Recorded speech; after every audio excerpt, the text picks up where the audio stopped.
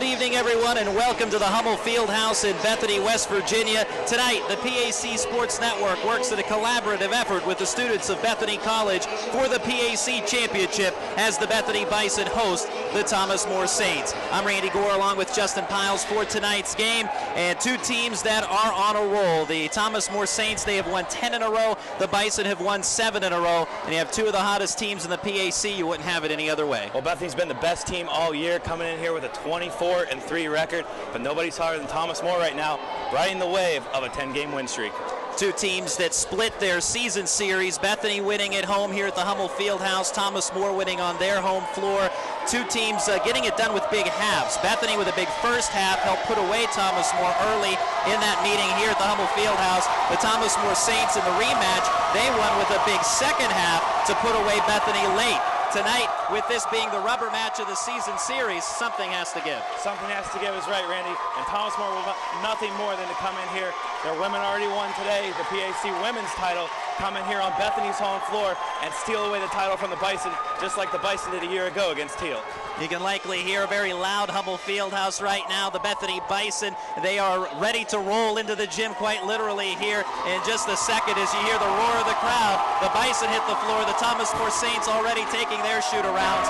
And with two very talented teams obviously doing battle for the PAC crown tonight, there'll be some key factors to go over in this game, and Justin Piles will have our keys to the game. There are several keys to look for in today's game. Number one, for Bethany, protect the paint. Thomas More made a living, particularly in their 10-game win streak, of forcing the ball inside. Junior forward Phil Feinberg, 25 points, 10 rebounds against St. Vincent on Thursday. Colt Stafford, 21 points, 8 rebounds against St. Vincent. So that's one aspect of the game that Bethany really has to work on, defending them down low, and that all starts with British Alexander and Nick Wilcox. Secondly, they need to stay out of foul trouble. We've mentioned this before on our broadcast. Not a very deep team. Coach Sachs likes to use a short bench. You'll see the 5 starters, and then probably the best 6-man in the conference, Brady Pacific, off the bench, and that is typically it. And coupled with that foul trouble, potential foul trouble, Thomas More likes to get to the free throw line a lot, and particularly in their 10-game win streak, the last 4 games, they've gone to the line 30 times each of those games. On the Thomas More side, they need to take care of the basketball. Bethany leads the conference in steals and ranks very high nationally in steals. And like we saw against WNJ, if you don't take care of the basketball, the game can turn in an instant with their on-ball pressure and savvy defenders, led by Reese Mabry and Nick Wilcox. And secondly, they need to be disruptive on defense. When Bethany shooters get in a rhythm, nobody can stop them. It gets kind of ridiculous sometimes how hot Bethany can be from the outside. So the main thing is to get in those passing lanes, get in those shooting lanes, and be disruptive to the Bison. Don't let them get in a rhythm. Talk a little bit more in depth about these two teams and how they got here to this point of the championship. We'll talk first about the Bethany Bison. They're ranked 25th in the nation, the first time in school history that they've been ranked in the top 25. And Bethany defeating Waynesburg in the quarterfinals and then W&J in the semifinals. Two very scrappy lower-seeded teams, but Bethany outlasting those two squads. In the win over W&J, Nick Wilcox led with 29 points. James Barton scored 21, including 5 3-pointers, and Reese Mabry added 13. Something though, and you know Coach Sachs had to look at this, in the tournament, Waynesburg shot 48%, W&J hit 58% from the floor. That's obviously something that Bethany will need to rectify if they hope to beat a team like Thomas More. Well, that goes along with the points in the paint and defending down low. A lot of those points that W&J scored on Thursday night were layups. Zach Belhigh getting to the rim, others getting to the rim for the Presidents, and that's one area, particularly in British Alexander. You have to keep them out of foul trouble, keep them on the floor with the depth of the Bethany bench. While they're not very deep, they're also not very big. And they got their hands full tonight with a couple of power forwards, and 6'5" Colt Stafford and 6'5" Phil Feinberg.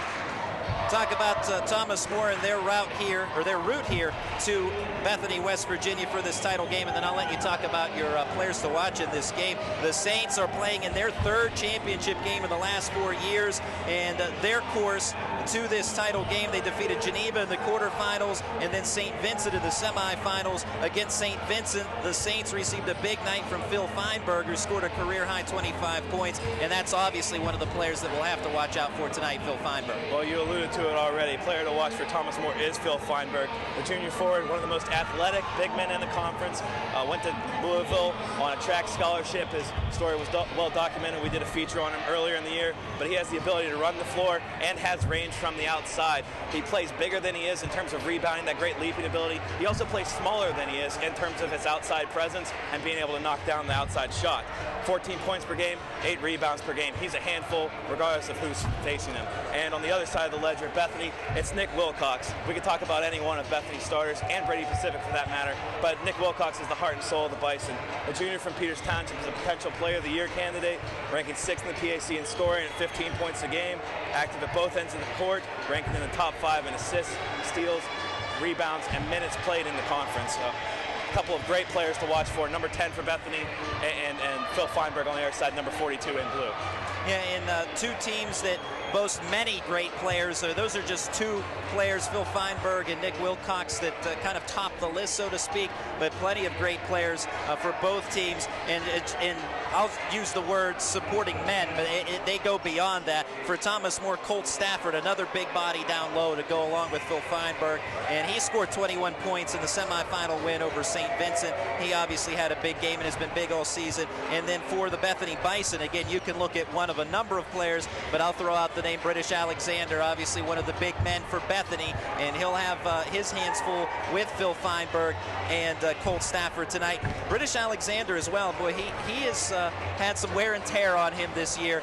Missed a couple of games with a wrist injury, was banged up quite a bit in and out of the semifinal game against W&J, but he pressed forward, forged ahead, battled through those injuries, and finished the game against W&J. As you can take a look at him now getting prepared for tonight's championship game, and certainly he is ready to go. Oh, he's limbered up, and if you're dressed, you're going to be ready to go. You got to be ready in an atmosphere like this. We got a great crowd here inside the Hummel Field House, and if Alexander can recapture the form of last year, 19 points, 12 rebounds, 5 blocks, 5 steals in last year's PAC championship. So look for him along with the other 9 guys on the floor for both teams, because this is really a game with some great players and great teams, and of course you have to be a great team to get to the championship game and potentially grab the conference's NCAA automatic NCAA tournament bid.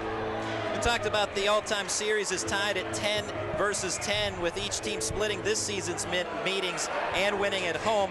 Bethany winning the first meeting on December 10th by jumping on the Saints for a 16-point halftime lead, winning 89-74. Bethany out-rebounded Thomas More in that game 50-31, and also shot 48% from the field to Thomas More's 36%. In the rematch on February 1st at Thomas More, the Saints won 68-57 with a big second half, outscoring the Bison by 13. The Saints actually trailed that game 32-30 at halftime, and the Saints out-rebounded Bethany 37-29 and outshot them 49% to Bethany's 39%. So obviously, two games that went the opposite way, and here tonight, likely the battle on the boards is going to be big. The battle of the boards is going to be big, and also not relenting will be big. Both these teams are built, and we've seen it happen, coming back from deficits or just pouring it on. Both these teams can score quickly. You mentioned Thomas More being down in earlier games against Bethany. They were actually down against St. Vincent as well in the semifinals. And we've seen Bethany a couple times, particularly in the Teal game when we were up at Teal doing that game, where they were down for a majority of the first half and then just poured it on and took it away late in the second half. So both these teams built to score, built to play defense, ranked high in the conference in almost every statistical category. You have all the makings of a great championship game here tonight. Yeah, two very good shooting teams, two very good defensive teams in terms of steals and thievery. Should be an exciting contest tonight. It's the PHC Championship, and it's also the second time in the last 4 years that these teams have faced each other in the championship game. The last time around in 2009, it was Thomas More who won that meeting. Bethany obviously would love to pick up the win here tonight on their home floor, and Bethany as well, they come in with high aspirations.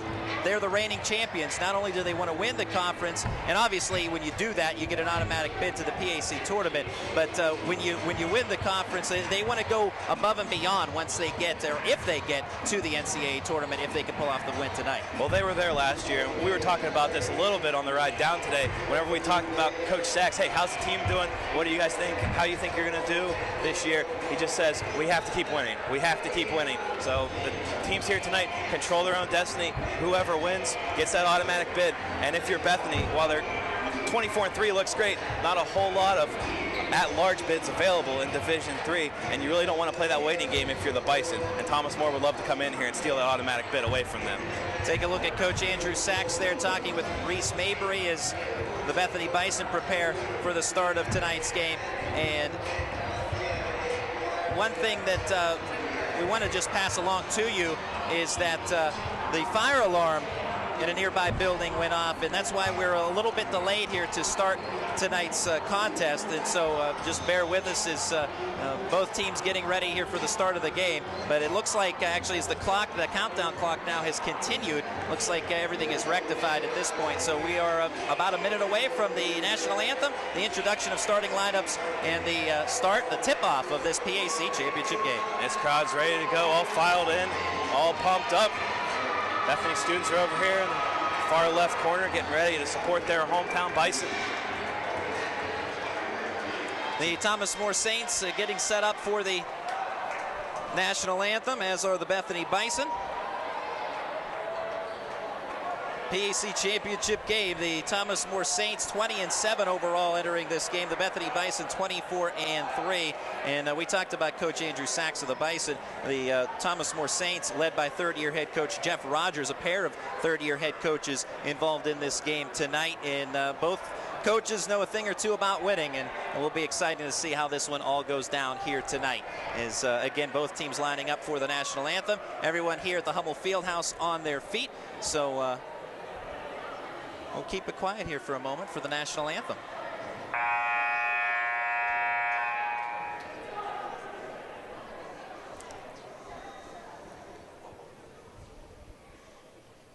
Good evening, ladies and gentlemen. Welcome to the Hummel Field House, tonight's President's Athletic Conference Tournament Championship game between the third-seeded Saints of Thomas More College and your Bethany College Bison.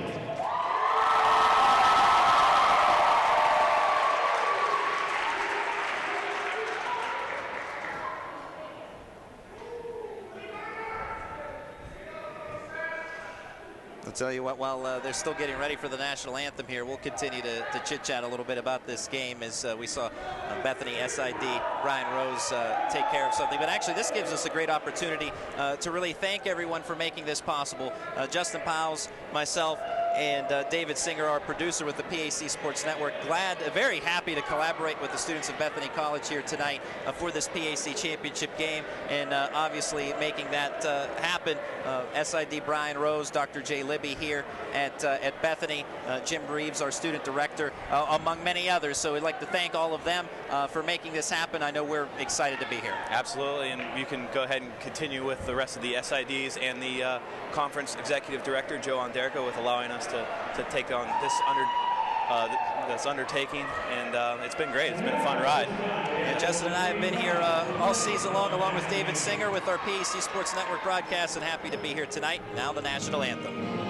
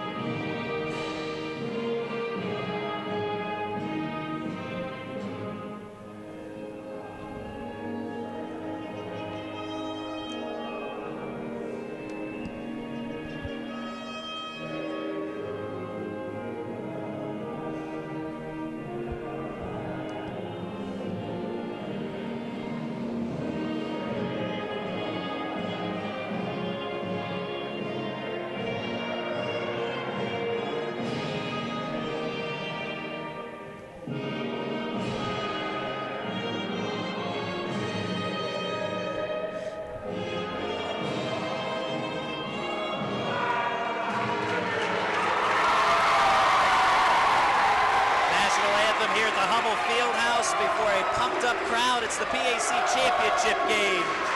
The Thomas More Saints visiting the Bethany Bison. You can hear the Hummel Field House. This is excellent. I have no idea what they're saying, but it doesn't matter. This is a great crowd, great atmosphere. Thomas More has their hands full, not only with the team, but with the crowd here. Very pro-Bethany crowd, as you would imagine. Although some followers of Thomas More have made it here. Some blue-clad fans across the way behind the Thomas More bench. You see the rowdy Bethany fans, they're getting ready. The Thomas More Saints being introduced right now, their starting five, and we'll run down for you the starting five for the visiting Saints, led by head coach Jeff Rogers in his third year with Thomas More. Number 3, 5'8" junior Ryan Ham. Number 11, 6-foot sophomore Spencer Burlekamp. Number 24, 6'3" sophomore Cameron Clemens. Number 42, 6'5" junior Phil Feinberg. And number 45, 6'7" senior Colt Stafford, as now the Thomas More Saints huddled up near their respective end of the court. The Bethany Bison are now huddled up their bench area, about to be introduced, led by head coach Andrew Sachs in his third year. Run down for you their starting five as they will be introduced here shortly. Number 1, 5'10" junior James Barton. Number 10, 6'3" junior Nick Wilcox. Number 11, 6'6" senior British Alexander. Number 12, 5'11" junior Reese Mabry. And number 22, 6'5" sophomore Leslie Addy. And they're ready to roll. Winner gets the automatic bid to the NCAA tournament. Bethany was there a year ago. Thomas More would love nothing more than to steal that opportunity away from them, make Bethany sweat it out. And two teams hoping for that automatic bid to the NCAA tournament. And whoever claims a victory here tonight, they'll wait for Monday for the brackets to be announced by the NCAA. And they'll see where they go. But obviously, first things first, the PAC title game here this evening. Now we have two very strong shooting teams in this game tonight, Justin, and two of the top scoring teams in the conference. Thomas More averaging 76 points per game, Bethany averaging 75.9, so that shows you how close they are in terms of scoring offense, and obviously Bethany ranks second as a result of that. One thing that you took note of is that Thomas More, especially on this 10-game winning streak, they've been shooting even better, scoring even more points than they have all season long. Yeah, averaging almost 80 points a game during their 10-game win streak. It'll be up to Bethany to slow it down. We're just about ready for tip-off. A couple of great big men in the middle here. Number 42 for Thomas More, Phil Feinberg. And of course, number 11, British Alexander for Bethany, sporting those green shoes. Ball in the air, and we are underway. PAC Championship. Colt Stafford with the basketball first, has it swiped away by Reese Mabry. Up ahead to Leslie Addy. Mabry will hold up now as Bethany on their first possession of the game. And working his way toward the bucket, Nick Wilcox blocking foul on the Thomas More Saints. We talked about the foul trouble for Bethany. Well, you don't want, if you're Thomas More, you don't want to get into foul trouble either. Colt Stafford spent a majority of the season, or a large amount of the season, in foul trouble. And here's a good look at that Wilcox drive. Stafford getting him with the body. Wilcox to the line for a pair of free throw opportunities. 60% free throw shooter on the year, the junior from Peters Township. Now, Wilcox, you talked about him as being a potential Player of the Year candidate, and he is a player that really does it all for this Bethany team as he gets ready for this free throw here to try and put Bethany on the board first. I mean, he gets it done in every facet of the game. Yeah, absolutely. Bethany, while we said they're not a very deep team, everybody on the court can beat you at any given moment, and Wilcox just happens to be the one that has or leads the team in multiple categories. First free throw good, second is not. Feinberg with the rebound, Thomas More with the basketball. Ryan Ham, the 5'8" junior, will run the floor. Excellent three-point shooter if he gets open. Ham, bounce pass right to Burlekamp. Burlekamp right back up top to Ham. Ham surveys the defense, will dribble and pass right to Burlekamp. Burlekamp comes left, goes to Ham, fakes left, pass right, Burlekamp. With Mabry guarding him, out to Ham, long distance tray attempt, drains it, and Thomas More with a 3-1 lead. We'll see how long Bethany wants to maintain that zone defense with Ryan Ham running around, number 1 in the conference in three-point shooting, 53%.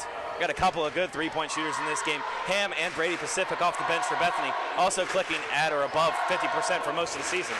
Now Mabry will try to match him with a three. This one will spoon out. Rebound Feinberg, and back to Ham. That three-point make of his gives him 45 now on the season. Burlekamp with the basketball. Thomas More wearing their road blue uniforms here at Bethany in their home whites. Thomas More going left to right across your screen. Ryan Ham signaling to his teammates. Burlekamp right wing guarded by Mabry. Pass deflects off of Feinberg's fingertips. Stolen away by James Barton. Barton up the floor, looks left to Mabry. Now Wilcox, he'll dribble in, spins his way through the paint. Up and under and good. Game is tied 3-all. What a pretty move by Wilcox coming down the lane. Little spin move, left to right action. Up and in for the 2.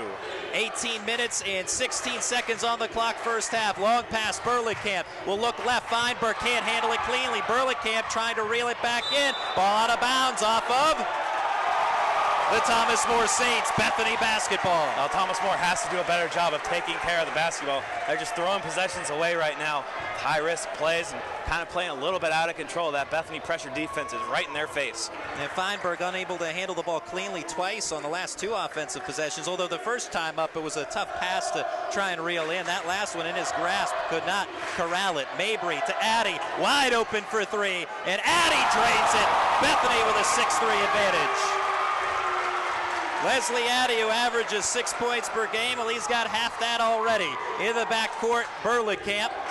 Pass into the forecourt to teammate Cameron Clements. Now has Ham. Ham bounce pass Stafford. Stafford with Alexander draped all over him. Loses the basketball. It caroms though to Ham. Feinberg back out to Ham as Thomas More will try and reset. 13 on the shot clock. Clements, a teardrop won't go. Rebound goes to British Alexander. This Bethany crowd sitting directly in front of us from our broadcast perspective. They are fired up. Mabry pass to Alexander for 3. Back of the iron, rebound Burlingame. Every once in a while, Alexander will step out there, and just when you think he won't make one, he does. That time a little unlucky off the rim. And you can't leave him that wide open because he will take the shot and he will make it. That not happening on that last attempt, but he can't get it done. Burlingame now with it, left side with Mabry on him, looks to Clements. Clements top of the key, dribbles right, Wilcox on it. Comes up top near the half-court stripe, behind the back dribble, works his way toward the paint, free throw line, looks left, Burlingame. Baseline move, now will pass it right, has Clements. Clements, head fake 3 on the shot clock, lets the shot go, and he hits it. 6-5 the score, Bethany's lead is 1. Clements beating the clock with the little jumper just inside the 3-point arc. Nice shot for 24. Mabry has the ball poked away from behind, but an infraction called here on the Saints. Yeah, Mabry getting a little up close and personal with one of the camera crew down there along the baseline. Here is Reese Mabry on that last driving effort. And Burlingame, you can see the reach in from behind there. And from the official getting a good look on the floor. Got a little body from Phil Feinberg too. First free throw is good for Reese Mabry. Mabry an 84% free throw shooter. A couple of very good free throw shooters on this Bethany team.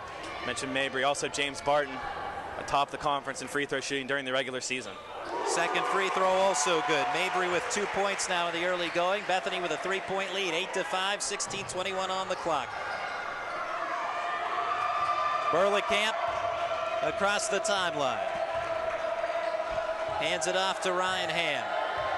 Ham will direct his teammates, pass left, top Feinberg. Clements will take the 3-point shot. Back of the iron, rebound Burlingame, offensive board, off the window and good. 8-7 now, lead is 1 for Bethany. Nobody for Bethany, blocked out Burlingame, easy rebound and put back. You get the feeling this is maybe the way the game's gonna go, a little back and forth, it's gonna be tight throughout. 8-7 right now. PAC championship game, 1-point game in the first half. British Alexander with some space, pull-up jump shot. That one will spoon out, rebound. Wilcox battling for it, gets the offensive board, looking for help, hits the backside of the backboard, and that is out of bounds. Well, if Alexander can start knocking down some of those outside jumpers or just inside the 3-point line, that might draw Feinberg or Stafford, whoever's guarding him, away from the hoop and open up that lane for the Bethany guards to start driving. As is, both of the tall trees in the middle for Thomas More standing there right in the middle, and we saw it last time with the Mabry drive. If they're not going to get the ball, they're going to make you pay for it. Colt Stafford bobbles the ball a bit near the baseline, trying to find Feinberg, and it's out of bounds off of Bethany. One of those men guarding Stafford, whether it be Alexander or Wilcox, touched the ball with his foot on the baseline. 15:25 to go on the clock. Bounce pass into Ross Rankin in the game for the first time now for Thomas More. Rankin, bounce pass to Feinberg. Feinberg, runner won't go. Rebound, Brady Pacific. And Pacific now in the game. And you noted the best sixth man in the PAC, Pacific. Mabry trying to cross over on Burlingame. Goes off of Mabry's leg and out of bounds. That's an unpopular call, but I think that was the right call. Good eyes by the referee down there in the corner. Yeah, Brady Pacific getting back to him. Best six man in the conference. Anytime you can have a guy come off the bench and go for 20 points, sometimes even close to 30 points, and shoot as deadly from three-point range as he does, he has to have heavy consideration for best six man in the conference. Thomas More in the forecourt. Ham spins around, tries to evade defenders, gets the ball left to Burleycamp, right back to Ham. Now to Rankin, right wing. Ham, quick passing here by Thomas More. Perimeter passing thus far. Rankin will try to move in. Now Ham, top of the key. He'll shoot the three. No good. Burleycamp, though, with another offensive board. Rankin will look left, but the steal by Mabry. Mabry bobbles it for just a second, but has it. Coach Andrew Sachs instructs him to slow it up. Man, he sat there like a D-back baiting the quarterback, just baited that pass and then jumped the route. Gave the appearance as if that Thomas More player was open. Here's Pacific for three. This one no good, and there's Burleycamp with another board. Spencer Burleycamp at 6 foot, the sophomore. He's got 3 rebounds at least already. Now Stafford in traffic in the paint. Up with the shot, no good, but he's fouled.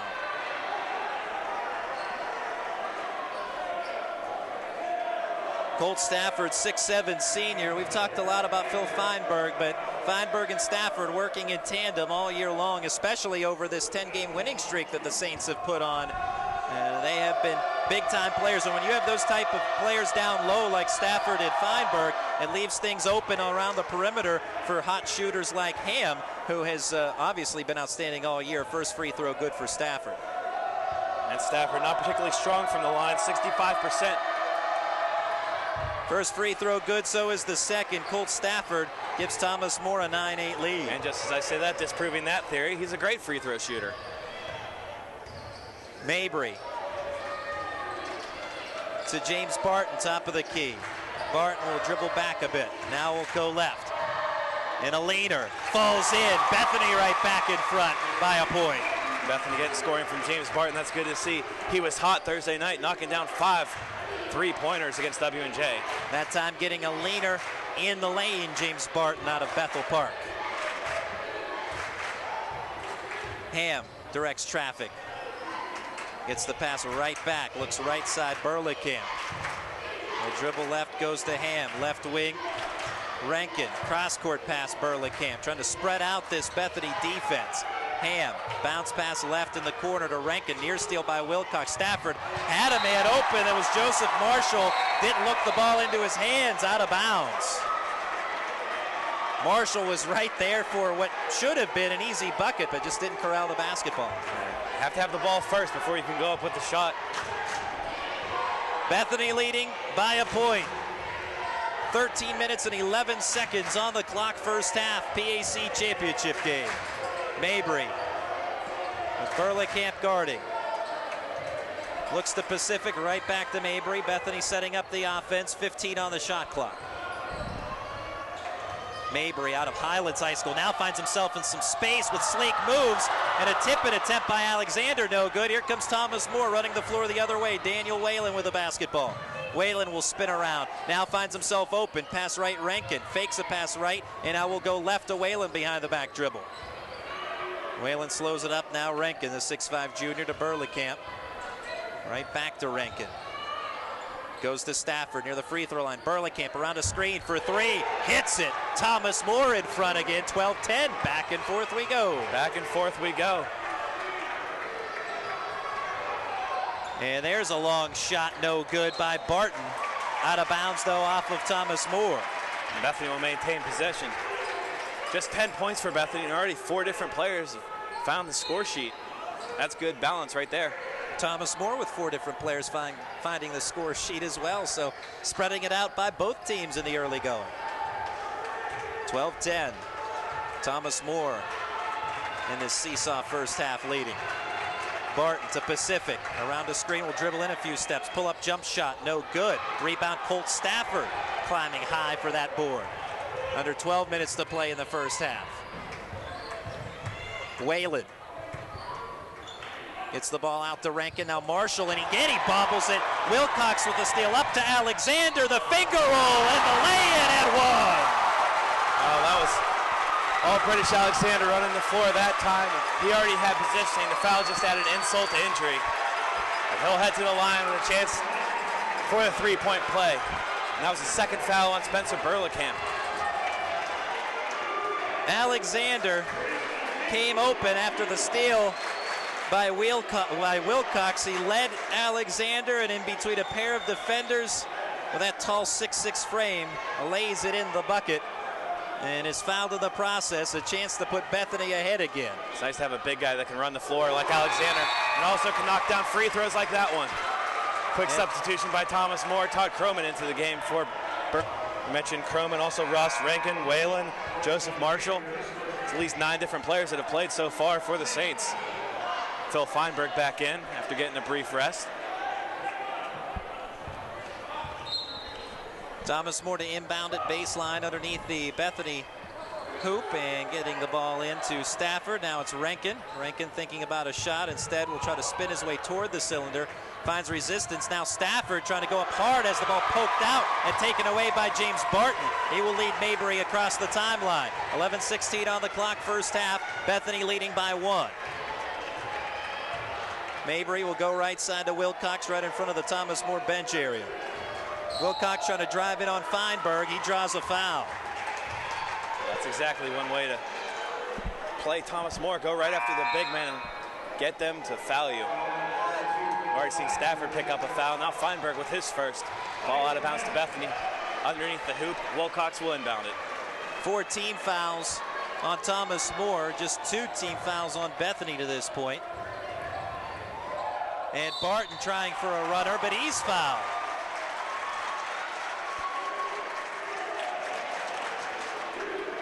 And this foul charge it to Ross Rankin of the Thomas More Saints. And already the 15th foul on Thomas More. Still 11:01 to go, first half. Well, you talked about this as one of your keys to the game as far as Thomas More getting to the free throw line as James Barton hits the first, an 88% free throw shooter. Thomas More won't do themselves any favors if they get into foul trouble putting guys like Barton at the line. Correct. Although the Thomas More bench is a little bit deeper than Bethany's. Coach Rogers not afraid to go to his bench, as I previously mentioned. Already seen 4 different players off the bench for the Saints. So James Barton hitting both of his free throws. Now a 3-point advantage for Bethany. Bounce pass to Whalen in the forecourt. Coming open for 3. Croman, no good. Rebound tipped. Mabry corrals it in the right corner. Mabry, as he usually does, leads the floor. The team leader in assists. Now the Wilcox. Shot no good. Addy there for the putback. And Bethany with a 17-12 lead, and Thomas More wants a timeout. Well, we can make Wilcox look real good and just call that an assist. Addy heads up on that rebound, getting it underneath the hoop. An easy lay-in. Bethany with their largest lead of the game at 5. 17-12, 10:32 to go first half. And just the backtrack has 80. Mabry second on the team in assists with 73, but Mabry is the man who usually runs the floor for them as the point guard for Bethany. But 2 guys that obviously can distribute the basketball quite well. And then going back to Wilcox, that's what makes him so good, because he can be effective in so many different areas of the game. But Mabry, a sleek point guard, and when it looks like you have him trapped, as here's a look at Wilcox with his shot that missed, but there's Leslie Addy to clean it up. And Bethany with a 5-point lead as we are back underway out of the timeout by Thomas More.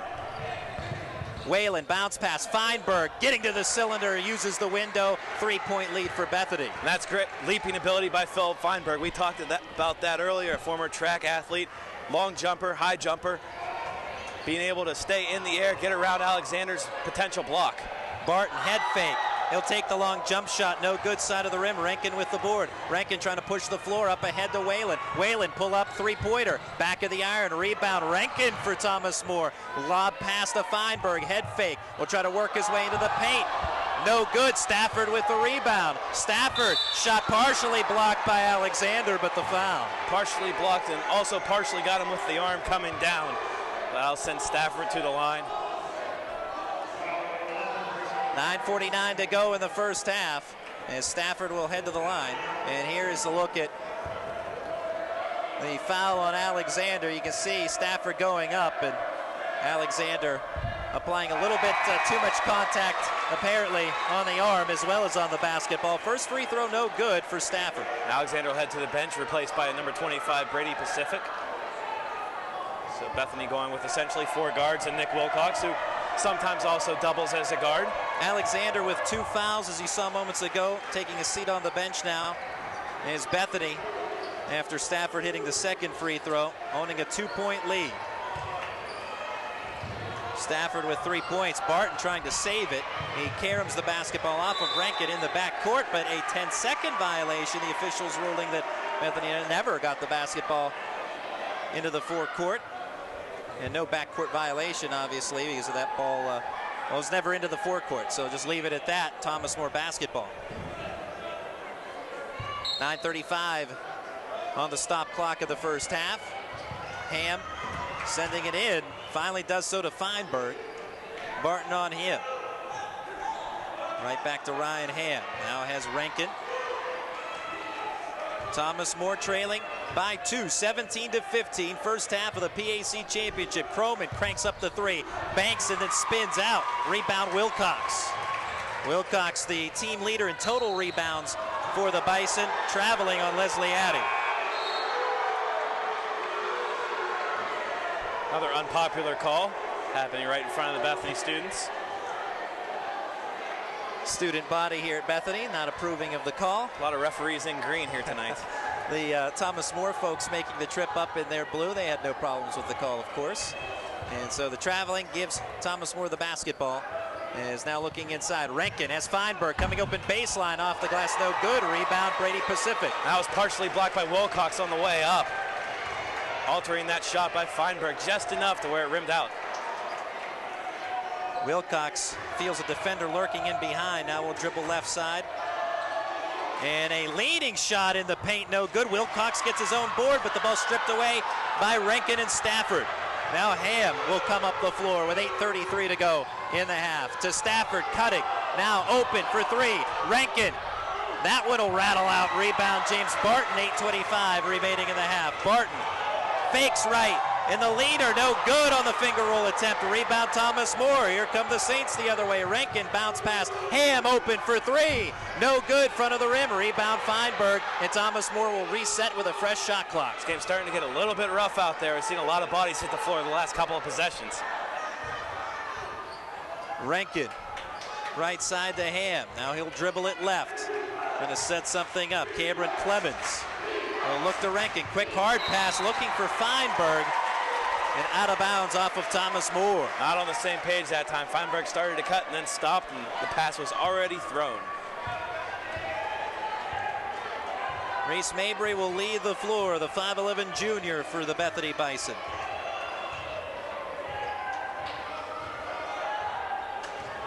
Slowly.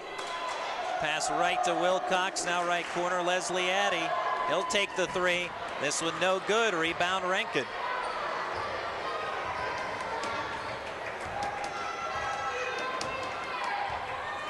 Ryan Ham with Mabry guarding will look left to Clemens. Bounce pass, Stafford out to Ham.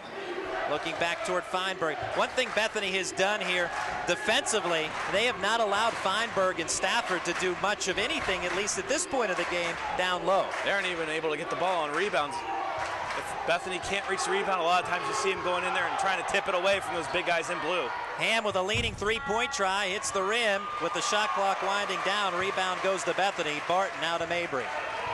Now Bethany, one of the top defensive teams in the conference, especially when it comes to steals, one of the best in the nation, but getting it done down low. And Justin, you talked about this as the keys, as part of your keys to the game, and defending Feinberg and Stafford, and Bethany has done that well as they lead it by 2. They have done that well, but they're looking for some offense right now. Going cold the last few minutes. No points since it was 17-12. No points really by either team. Thomas More only managed 3 points in that time since that last timeout by Coach Jeff Rogers. Foul on Phil Feinberg. That's the 6th team foul now on Thomas More, with 6:28 remaining in the first half. A foul on the floor, so Bethany will inbound it, but the next foul by Thomas More will put the Bison at the line for a bonus shot opportunity. Yeah, we've gone over 3 minutes without either team scoring. Last bucket was at 9:48 of the first half. Second foul on Feinberg, by the way. Here's a fadeaway by Pacific, no good. Addy, though, with the offensive rebound. Fresh into the game now, Jalen Clark off the bench for Thomas More. Clark, 6'3" freshman, and right now guarding Leslie Addy. Addy goes to Pacific. And now Wilcox around a screen left. Tries the left side of the lane. Shot blocked by Clark. Not much of an angle there for Wilcox. And an easy defensive effort there for Clark on that swat. Wilcox a little off balance, obviously trying to draw a foul. Not really the best position to shoot that basketball back to the hoop. Now Wilcox so good at trying to make something happen, but didn't work out for him on that trip. Here's Feinberg. Nice dish to Clark. Head fake, lets the defender pass by him, but Wilcox with the block, and now Mabry the other way. Pacific for three, shot swatted out of there. Tomahawk by Rankin, but coming open is Addy, and Bethany with a 19-15 lead. Oh, with Rankin in position like that, if he just tips that to a teammate, that's more effective than just trying to go for the monster swat. Eventually Bethany recovers and finds Addy all alone underneath the hoop. Big block by Thomas Moore, and it works out in Bethany's favor anyway. Clark, left corner. Clemens dribbles baseline, but on the baseline, turnover to Bethany. Yeah, too much of a baseline dribble that time, literally standing on the baseline. Ball back over to Bethany. 5:13 on the clock, first half. Alexander checked back in for the Bison. Brady Pacific to the bench. Coach Sachs maintained his six-man rotation. We've seen Pacific off the bench, and that's it for those in white. And sometimes when you do see some other players other than going beyond Pacific off the bench, sometimes you'll see Dylan Gravad and Ryan Summers and Delonte Joyce, but usually that is about it. Here, a jump shot knocked down by James Barton, 21-15 Bethany. Barton with 6 points in the first half. Burlekamp back in the game for Thomas Moore to Whalen. Whalen now goes Rankin. Top left. Stafford guarded by Alexander. Barton was looming there as a shot off the glass, no good. Rankin gets the board. Stafford now right side. Whalen for three. Whalen no good. Addy with the rebound. Thomas Moore's gone cold from the field right now. Bethany can take advantage. Whalen typically a very good three-point shooter. Hits 40% from beyond the arc and averages 10 points per game, but a miss there moments ago. As a team, the Saints just 2 of 10 tonight shooting the three. Mabry, long distance tray attempt, no good. Ball tipped. Alexander with the putback. 23-15 Bethany. Well, he can jump out of the gym. We've seen him already try to have that tip slam attempt earlier in the first half. That time does get his fingers on the basketball for the tip in after it sits on the rim for a minute. 8-point lead for the Bison. Largest lead of the game in the first half. 3:52 remaining in the first. Whalen, Burlekamp, left Rankin. Head fake dribbles in. Right corner, Whalen. Lobs a pass out to Burlekamp. Whalen again. Behind the back dribble. Wilcox will pick him up defensively. Whalen with 4 seconds on the shot clock. Out to Rankin. Has to shoot it for three. Back of the iron. Wilcox with the board. Thomas Moore with a lengthy possession. Here's a blocking foul on Thomas Moore's Ross Rankin, and that'll put Bethany in the bonus. 17th foul on the Saints. They picked the wrong guy to foul. Reese Mabry, semi-automatic from the line this year. Check out that replay. Easy call for the official. Rankin in the way. So you can see that bump by Rankin at the top of the screen moments ago on that replay. That'll have Bethany at the line here in just a bit, but first we've got a timeout on the floor. So with that, we'll just kind of recap what's going on. It's been a back and forth first half for the most part, and Bethany, as of the last few minutes now, have built up their largest lead of the game at 23-15. And you can see the folks here at the Hummel Field House riding the momentum of this 8-point lead in the early going. You gotta love the human roller coaster. Well, for Bethany, they own the top seed coming into this tournament as you take a look at the Bison on the bench. And Bethany going into the game, their last regular season game at St. Vincent, they wanted to come up with a victory, which they did, to claim the home court advantage. And you can see right now why Bethany wanted that home court advantage to come to Bethany, West Virginia. Number one, just the trip out on the windy roads here in the Panhandle. Then, as it turns out here in the championship game, you have Thomas Moore coming from Kentucky to make the long trip. This is exactly why you want the top seed. Windy roads, that's why you were hanging on in the car while I was driving out. You showed that the Bethany fans were doing the roller coaster. That was me riding along with Justin Piles on the way out here today. Hey, we made it here safe. Just be thankful we didn't go over the cliff. Thankfully. But No, job well done on the ride out here. But that just proves the point, though, as far as the home court advantage in the trip out here. Mabry with the free throw, and the front end of the 1-and-1 is good. He'll earn another shot. Mabry with 3 points, all from the free throw line. 24-15 Bethany. Thomas More, no field goals since the 10:22 mark. No points of any kind since the 9:48 mark. We have 3:25 to go. First half, 6-minute drought for the Saints. Mabry hits the second free throw, and it's now a 10-point lead for the Bison. And you get that feeling right now that this is where Thomas More needs a basket. As time's ticking down in the first half, you don't want to take a double-digit lead or a double-digit deficit to the locker room. Burlekamp spinning around, goes to Rankin, now Stafford. Clark trying to work his way in, swing it around to the right corner, Whalen. Whalen harassed by Mabry. Behind the back dribble, goes top of the key to Burlekamp, nearly loses his dribble, but reels it back in. Bethany defense cranking it up a notch. Whalen with the leader, no good. Rebound, fight for it, on the floor, bobbled around, out of bounds, off of Rankin. You see the hustling effort there by James Barton and company for the Bison. Ball last touched by Rankin, however. 2:50 to go. Thomas More setting up a full court press, trying to get that basketball back. Maybe harass the Bethany ball handlers a little bit. Inbounds pass goes to Mabry. Stay tuned at halftime. We're going to have some special interviews for you. Thanks to the Bethany students here. As Wilcox with a head fake into the paint. Right-handed hook shot, bounces around, it falls true. 12-point lead now for Bethany. Things getting sticky here for Thomas More. Wilcox getting that friendly roll from the home hoop. Enough spin to get it to go down.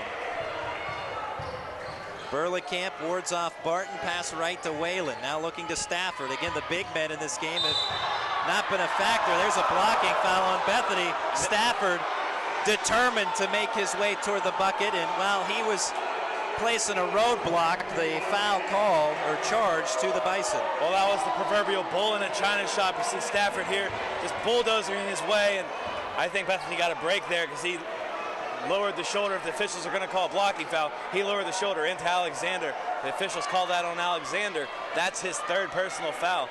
Fortunately for the Bison, they called it on Addy. That's Leslie Addy's first personal foul. Colt Stafford will head to the free throw stripe. Stafford, free throw is good. I'm sure there's no coincidence that he's wearing number 45 and his first name is Colt. That's probably by design. Or maybe it's just very good luck. That was the shirt that was available to fit him. Well, more than likely. You got to play off of your name if you can. Got to appreciate that. Colt Stafford hits the second free throw. And he has 5 points in this game, all coming from the charity stripe. He's 5 of 6 from the line tonight. 27-17, Bethany's lead is 10 again. Saints again applying that full court pressure. Wilcox easily breaking that down the lane. Can't finish the lay-in. Rebound Rankin for Thomas More. Directs Burlekamp right, gives him the basketball right back to Rankin. Burlekamp, Rankin looks things over, has Stafford low, now out to Ham, head fake back to Stafford, bobbles it, and now the defense collapses on him. Caught in a double team, timeout. No, foot on the line, trying to tiptoe the line, unable to do so. Stafford out of bounds. I think they did get the timeout. You're right the first time, No, Randy. they did get the timeout. I apologize. So Colt Stafford and the Thomas More Saints, but Stafford was in a bad way, so Thomas More able to get that timeout before a turnover could occur. You mentioned them collapsing when the ball goes down low. That's the way Bethany's been all day, taking away that down low scoring opportunity from Thomas More, and they made their living along the perimeter. It worked out in the beginning with Burlekamp hitting a couple shots and Ryan Ham knocking down a three, but since then, Thomas More has gone cold from the field. 10-point lead for Bethany as we close in on halftime, 1:52 to go here at the Hummel Field House. Glad you can be with us. The PAC Sports Network collaborating with the students of Bethany College tonight. Bethany leading Thomas More 27-17. And coming up at halftime, we will have some interviews with the folks here, the head coaches for both teams.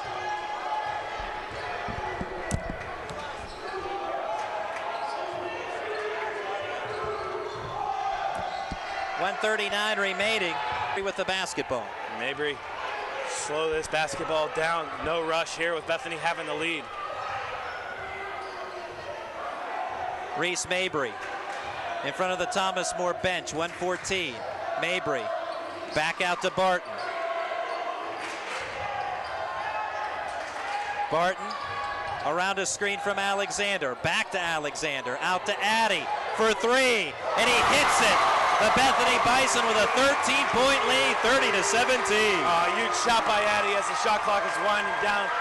3-2, he lets it go, and it's good from the outside. 30-17 Bison. Rankin and the Thomas More Saints trying to answer. Ham, 40 seconds remaining in the half. Ham will go left to Rankin. Long distance Trey. That one no good. Wilcox with the rebound. Mabry again will slow this basketball up. Shot clock turned off.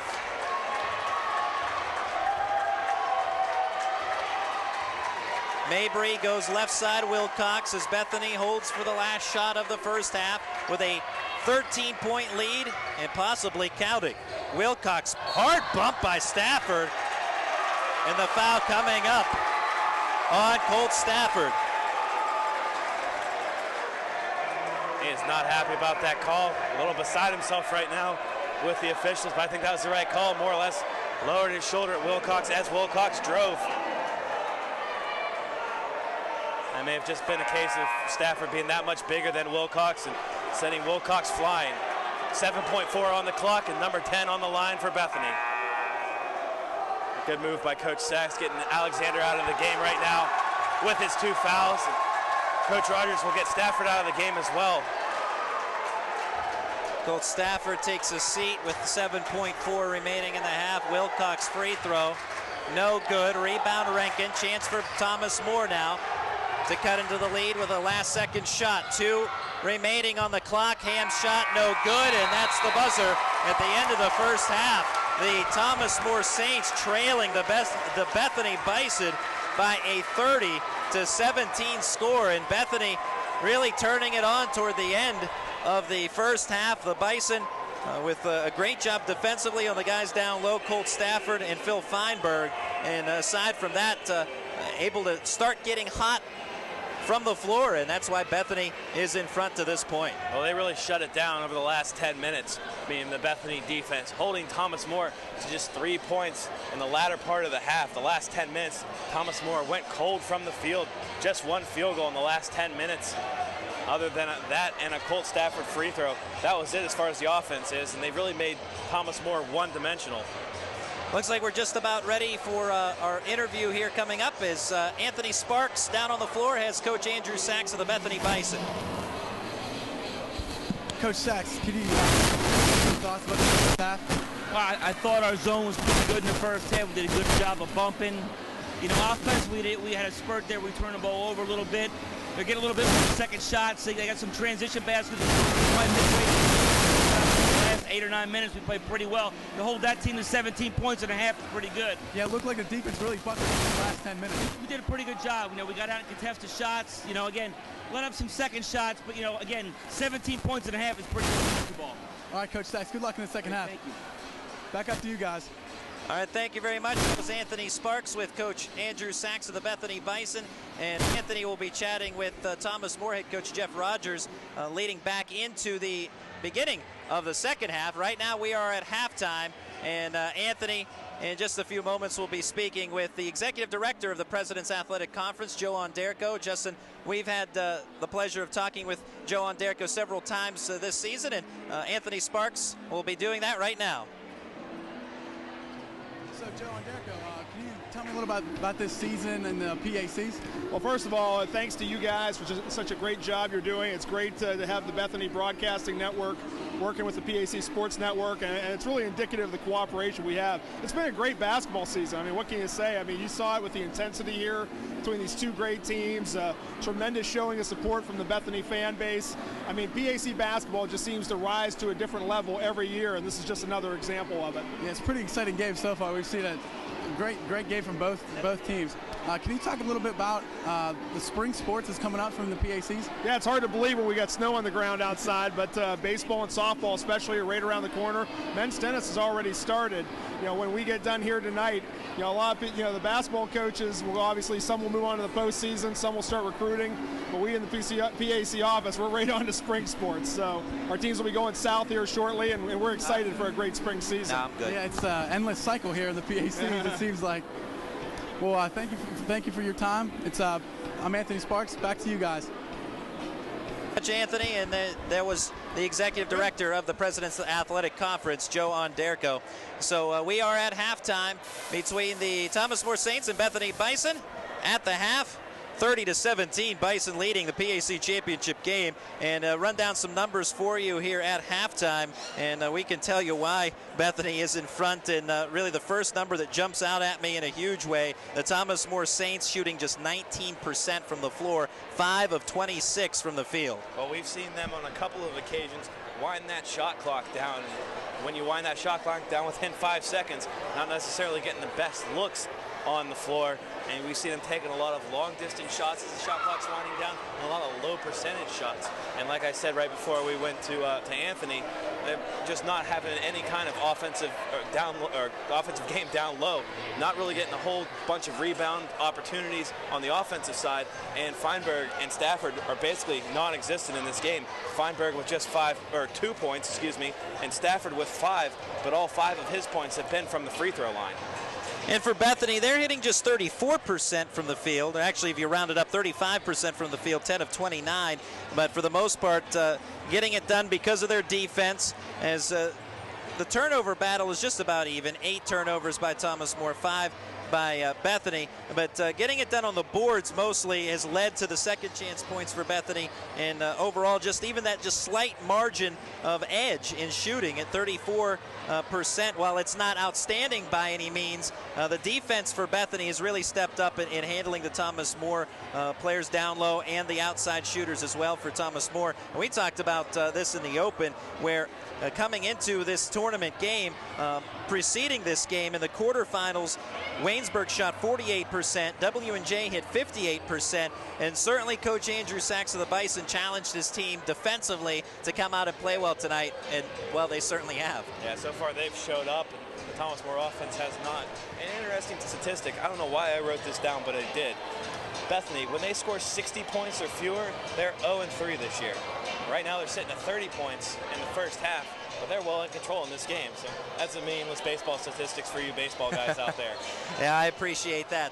Statistics are the thing if you're a baseball guy, and that I am. And but tonight we're basketball guys because it's the PAC championship. That's right. Well, that's a stat anomaly for you. Bethany, particularly, are usually a high-scoring team, held at just 30 points. And if you told someone on the other team that Bethany was going to come out and score in the first half 30 points, you'd think you'd be in good shape. But Thomas More just 17, and they're looking for some answers right now on offense. Surely Jeff Rogers, the head coach of the Thomas More Saints, in the locker room regrouping and game planning as to make those halftime adjustments right now. And the Bethany Bison, if you're Coach Sachs, you have to like what you've done so far, especially from the defensive end. And perhaps you'd like to see your shooting increase a bit, but I think that all comes with time, as it did as time increased in the first half. Bethany's defense eventually led to points on the board as they were able to get it going on the offensive side. And when you have shooters like both of these teams do, Bethany getting it done in the first half to this point. However, Thomas More, certainly nothing is finalized or etched in stone to this point. With a 13-point lead, Thomas More surely can come from behind. As we mentioned, they're great shooters, guys like Ryan Ham from the outside. And they have to find a way, I think, more than anything else, Thomas More needs to find a way to get the ball successfully into the hands of Feinberg and Stafford, where they can put points on the board. Yeah, that's been their recipe during this win streak, when they've got hot coming down the stretch. And we can reiterate as much as we want, and coaches can, but it's up to the players to produce. And wouldn't be surprised if in the first couple possessions they try, regardless of if it's there or not, to work the ball down low to get Stafford and Feinberg involved in the offense. Hey, just real quick statistic, another championship game action earlier today. Thomas More Saints defeating the St. Vincent Bearcats 77-66 behind 30 points from Devin Beasley. Great game by her, leading Thomas More to yet another President's Athletic Conference title and NCAA berth on the women's side. And for St. Vincent, they had a trio of players with 16 points. Brittany Sedlock, Devin McGrath, and Emily Fenton all with 16 points. And Sedlock and McGrath with a monster game. We've seen them play so many times. Sedlock with 16 and 14 boards, and Devin McGrath with 16 and 13 rebounds. And like I mentioned, on the other side, Devin Peasley with 30 points, 12 rebounds. Katie Keys, 13 points, 10 rebounds, and a victory effort for the Thomas More Saints. Well, the Thomas More women getting the job done yet again. Another PAC title and another banner you can hang in the rafters for the Thomas More women is they come away with another crown and the victory earlier on today, not all that long ago, over the St. Vincent Bearcats. So Thomas More, congratulations to them. Justin and I have had the pleasure of seeing all of the teams at least once this year on our PAC Sports Network broadcast, and the Thomas More Saints and the St. Vincent Bearcats, certainly two of the very best. The Waynesburg women also doing a great job this season. Coach Sam Jones named the PAC Coach of the Year, the PAC Player of the Year, Brittany Sedlock of the St. Vincent Bearcats. And it was a great run this year in terms of women's play. Exciting basketball.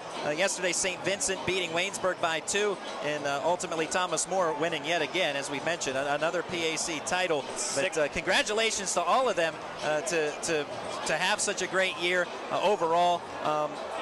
Waynesburg looks to be headed toward the ECACs at this point. St. Vincent might have to wait and see what their fate might be, as they are hoping to join Thomas More in the NCAA tournament. Well, that's 6 in a row for Thomas More on the women's side, 6 PAC championships in a row, and they get the automatic bid to the NCAAs. But like you mentioned, St. Vincent, wait and see. They made the NCAA tournament last year as an at-large team, and Coach Petruska has his troops heading in the right direction, led by Brittany Sedlock, Devin McGrath, and so on in company. And that's definitely an NCAA tournament team. We saw them play. We actually saw them beat Thomas More earlier this year at the Carey Center in Latrobe. And that's a team I wouldn't want to mess with if I'm on the women's side for sure. They have some players on that Lady Bearcats team.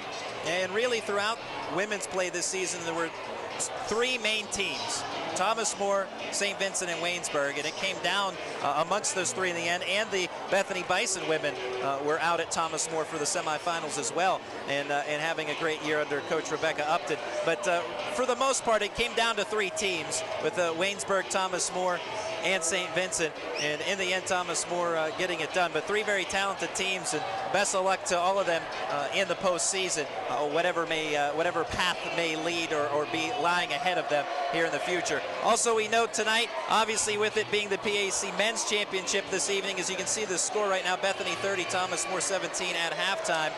A lot of folks watching this one here tonight, and I understand a lot of folks from Waynesburg watching as well. Yeah, we ran into Waynesburg coach Mark Christner actually this week.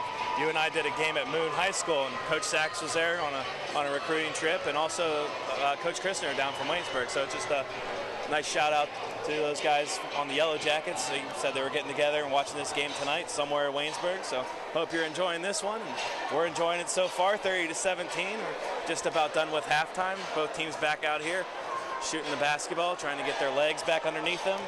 Just about ready to go. A great basketball in the PAC this year, and talking about Waynesburg and Mark Christner, the head coach of the Waynesburg Yellow Jackets, a program trying to build under Coach Christner. And obviously they came up with a big win in the play-in game on Monday night of this week with a win at Westminster. Obviously a great victory there, and Waynesburg trying to press forward. But as we press forward here in our halftime show, we have head coach Jeff Rogers standing by with Anthony Sparks. Can you tell me what you told your players at halftime? Yeah, I mean, we just talked about sticking with our game plan, staying even-keeled. We've got to attack the basketball on offense. We settled for passing the ball around the perimeter and taking a bunch of shots that are not shots we usually take. And then defensively, we talked about rebounding the basketball. You know, that's got to be something we do. They had 9 offensive rebounds, and that translates to the difference in the game right now. So are you going to do anything special on offense now? We're going to make some shots. All right, Coach, good luck in the second half. Back up to you guys.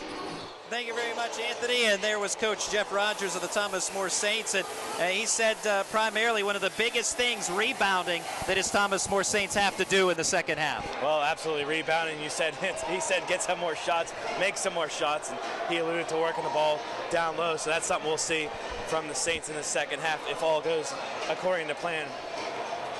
And one of the simplest things he talked about as well when asked about if anything special in mind and trying to get the offense going, is just make some shots. Obviously, you just want it's simplified, get some open looks and try and knock them down, and that's something that he did not have.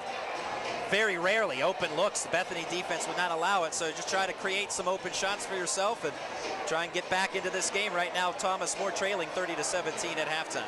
30-17 at halftime. Bethany 1/2 away from a return trip to the NCAA tournament. Remember last year, Bison beating Teal up in Greenville on Teal's home floor to win the PAC title.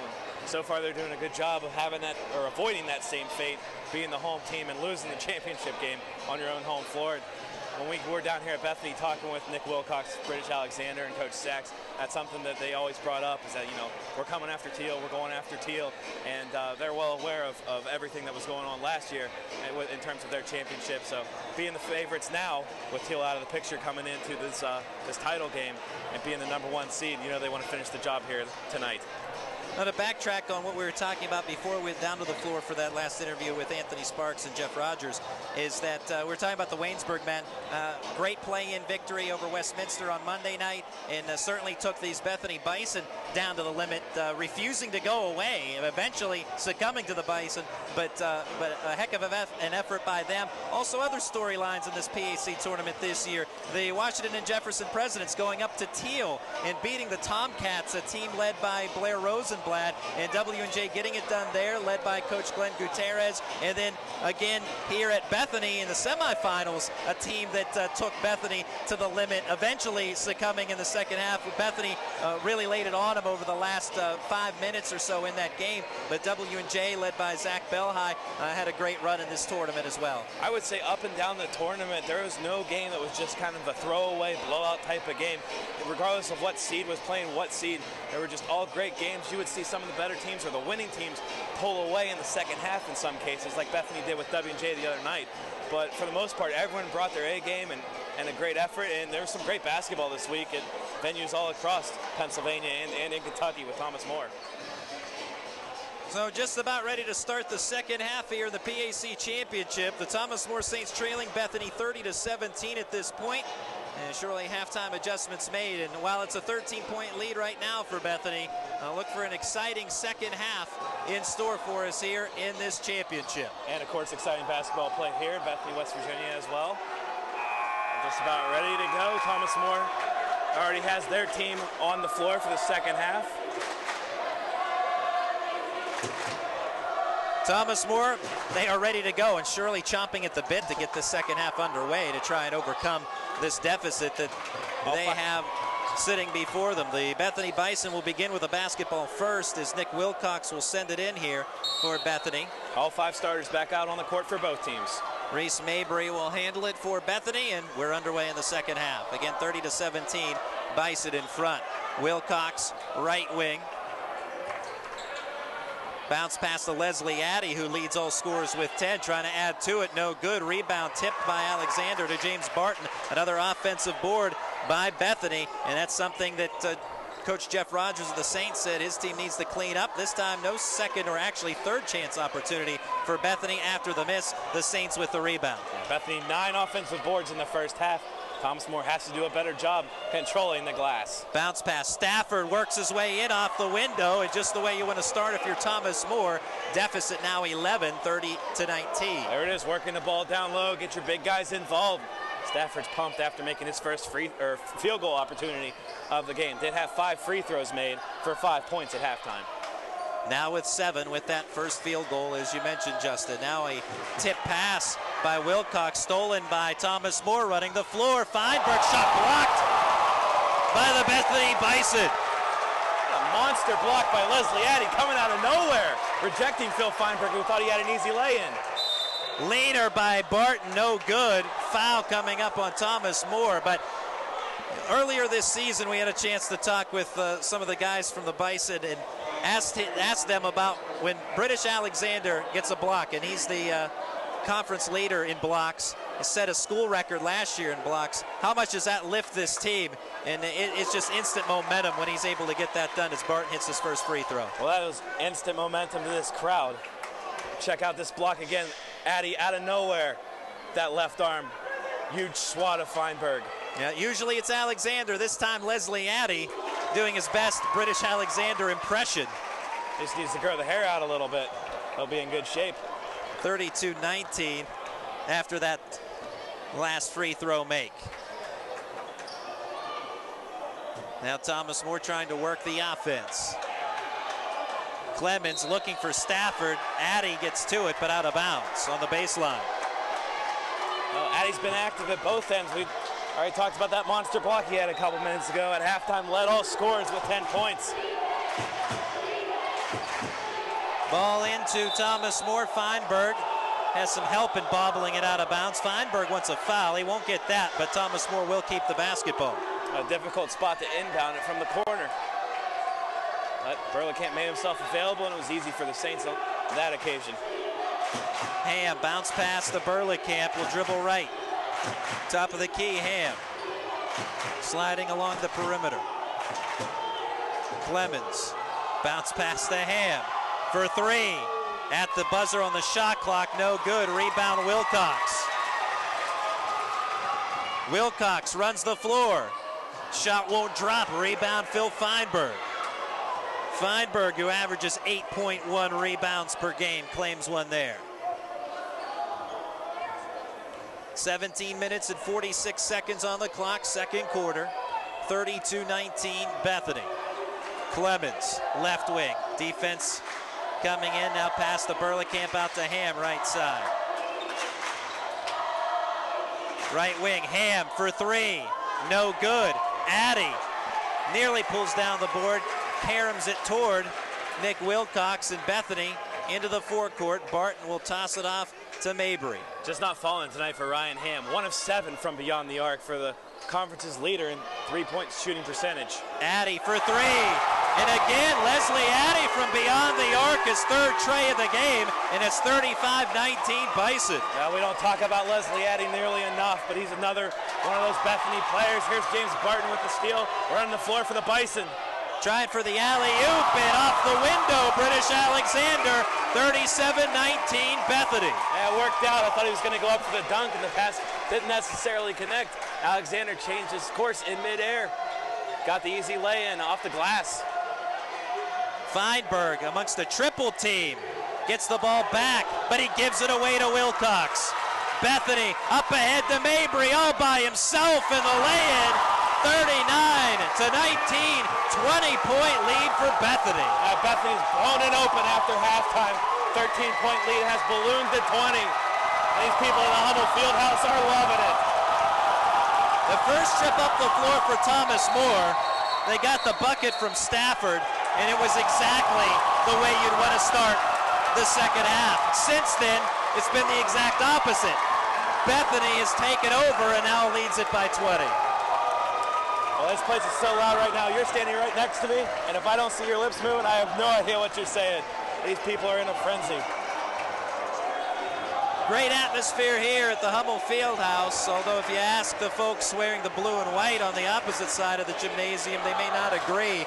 Thomas More trailing big now with 16-13 to go, as you see the Bethany folks, their hometown contingent, and now Coach Andrew Sachs talking with his team, and things just keep getting better for the Bison.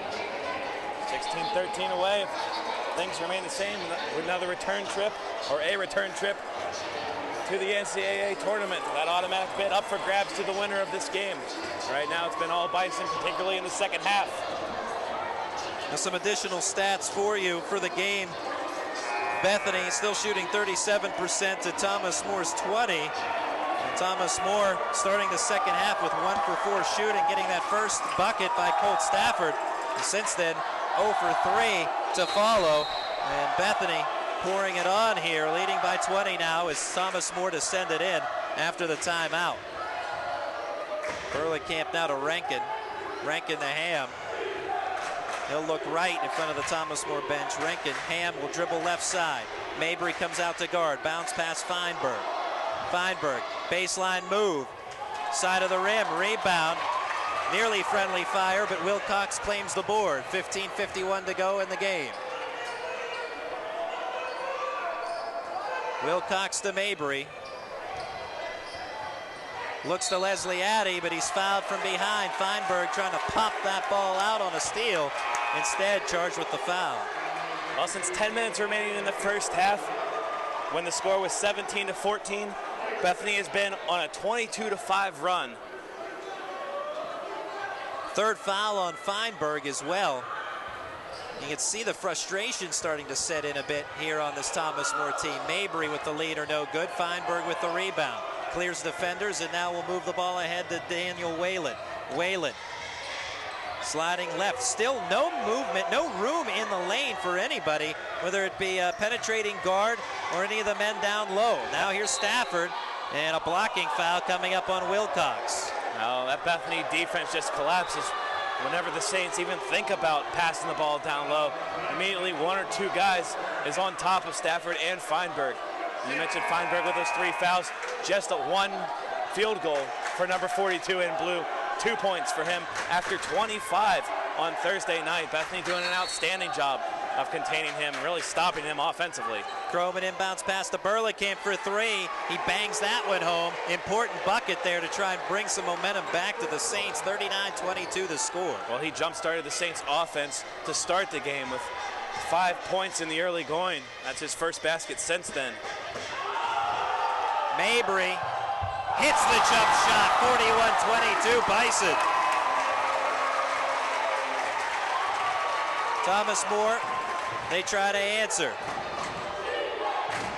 Over 5 minutes into the second half. Todd Croman right side, goes to Stafford, lob pass, tipped away, intended for Feinberg. Bethany with the steal. It's a 19-point advantage right now for Bethany, and looking for more. Mabry spins around, and the ball stolen, but out of bounds is Colt Stafford. Oh, we've seen Bethany a lot this year, and this is the best they've looked through a half and a little bit. 14:27 to go, second half. But this is absolutely the best they've played in the games that we've broadcast. They're riding full momentum right now from this crowd. Alexander, 16-footer, no good. Rebound Stafford. Now, if you're going to play your best game, might as well be in the biggest game of the year, the PAC Championship. Thomas More trying to find some answers. Todd Croman, Whalen, Burleycamp now right. Top of the key, Whalen. Now Croman open for 3. Croman, nothing but net. 41-25. Thomas More has to get hot in a hurry if they're going to claw back into this game. Still a 16-point lead for Bethany. Croman with his first bucket of the game. He can be dangerous if he gets hot from the outside. 13:42 and rolling. And there's a near steal by Stafford. Oh, and the ball touched by Alexander. Call goes Thomas More's way. Stafford forced that one.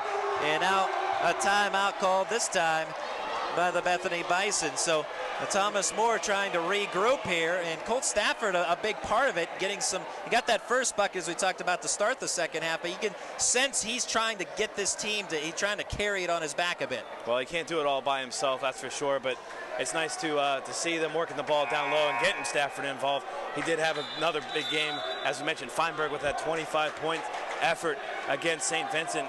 And Stafford was there as well with a big game against the Bearcats in the semifinal matchup at Thomas More. Colt Stafford, the 6'7" senior out of Groveport, Ohio, Bishop Hartley High School, trying to lift Thomas More. And good job with the defensive end, forcing the turnover. And now Thomas More with the basketball, trailing 41-25, 13:32 on the clock, second half.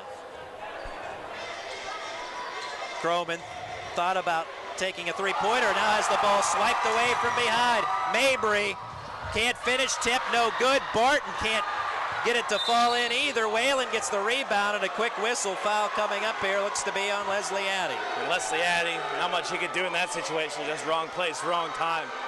Picks up the blocking foul, and that'll be his second personal, and the second team foul on Bethany in the second half. So as Justin indicated, second foul on Addy. Thomas More trying to chip away. Whalen to Croman. Fakes a pass towards Stafford, now will dribble, then gets the ball to Stafford. Right back, Feinberg to Croman, back to the iron, long board, rebound goes to Whalen. Whalen will crank up the three, and he hits it, 41-28. Thomas More starting to get hot now from the field. Saints finding from offense from the outside, but Bethany right down the lane. James Barton with the miss, Alexander with the putback. What a slam, that'll get the crowd pumped. Now Thomas More was starting to get hot, but there's a huge answer from British Alexander with the slam. Thomas More, though, unfazed, continues their offensive approach. 12:28 to go in the half and in the game.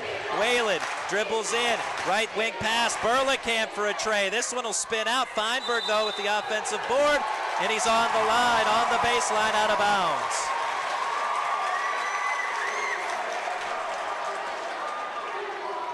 Here's another look at that slam dunk coming up. Barton with the first effort, and here comes Alexander to send it home. And no one boxed out number 11. That's what happens. Great leaping ability. He can jump out of the gym, shows it off right there. Back in action. Oh, there's a near giveaway, somehow picking that ball over a defender, Mabry. Right corner, Alexander back up top to Barton, but the ball poked and stripped away by Thomas More. Croman comes up with the basketball. Croman up ahead to Whalen, 43-28 the score. Right side Ham, bounce pass Feinberg in some space, he's fouled. Finally able to find Feinberg with some space down low. Yeah, space has been hard to come by for 42 in blue. Here's a look at Feinberg's effort moments ago. Feinberg at the line, timeout called by Bethany. This will be a 30-second timeout. 11:53 remaining in the game. Bethany 43, Thomas More 28. And the Bison had as big as a 20-point lead in this second half. Thomas More chipping away, but it's still at 15 points. Bethany in control. Thomas More with a chance to, again, slowly but surely chip into that. They still haven't found much offense down low. The outside shooting has come alive for the Saints. Last couple of possessions, knocking down a trio of three-pointers here in the second half. Well, if you're Thomas More, obviously you can't, there's no such thing as a 15 or 20-point basket, so you have to work your way back little by little, and so far, once it was at a 20-point lead, it was at 39-19 at that stage.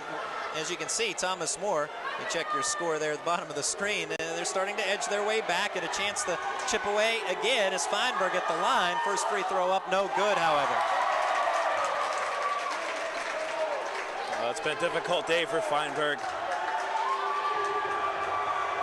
Just 2 points. Feinberg from Arizona hits the second free throw, and it's now a 43-29 score. Thomas More will set up a full court pressure with Phil Feinberg on the ball. Brady Pacific to inbound it. Now passes to Nick Wilcox, still behind the baseline, and inbounds it to Reese Mabry.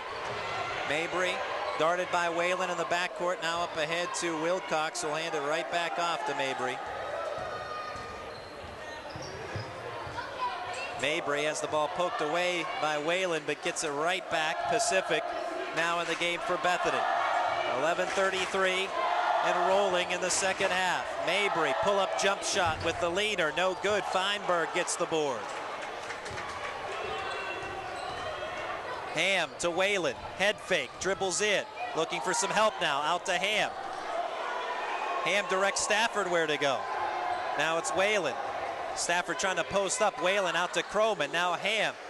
Whalen for three, bounds around, no good. Board was on the hip of Colt Stafford.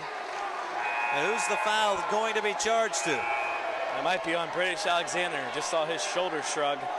He's talking with the official right now. It is. That's his third personal foul. Another unlucky call going against Bethany. Just being in the wrong place at the wrong time, a little tie-up. There's the fight for the rebound on that last effort, as you can see, but right back to game action. Jalen Clark for the jump shot, connects. 43-31, deficit now is at 12. Wilcox now in trouble in a double team. He's fouled. That one will go on Todd Croman.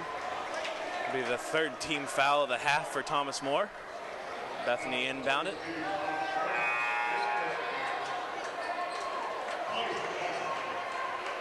Wilcox will send it in baseline underneath the Thomas More basket momentarily. 10:49 remaining in the ball game.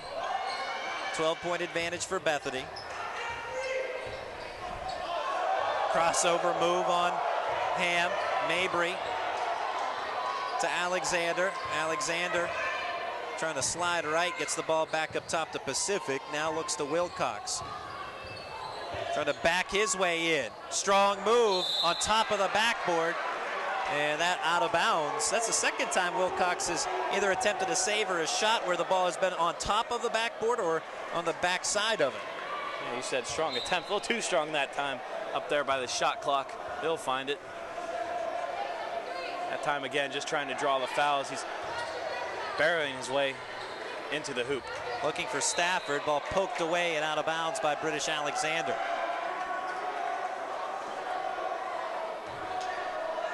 Bethany has been in command of this game since late in the first half. Stafford traveling. That's a good call, Randy. I thought he traveled actually the first time when he dribbled before he dribbled the basketball, and then he ended up traveling again. The official called it the second time, so it's a good call in that situation. Here, checking out the replay of it. It does shuffle the feet a little bit.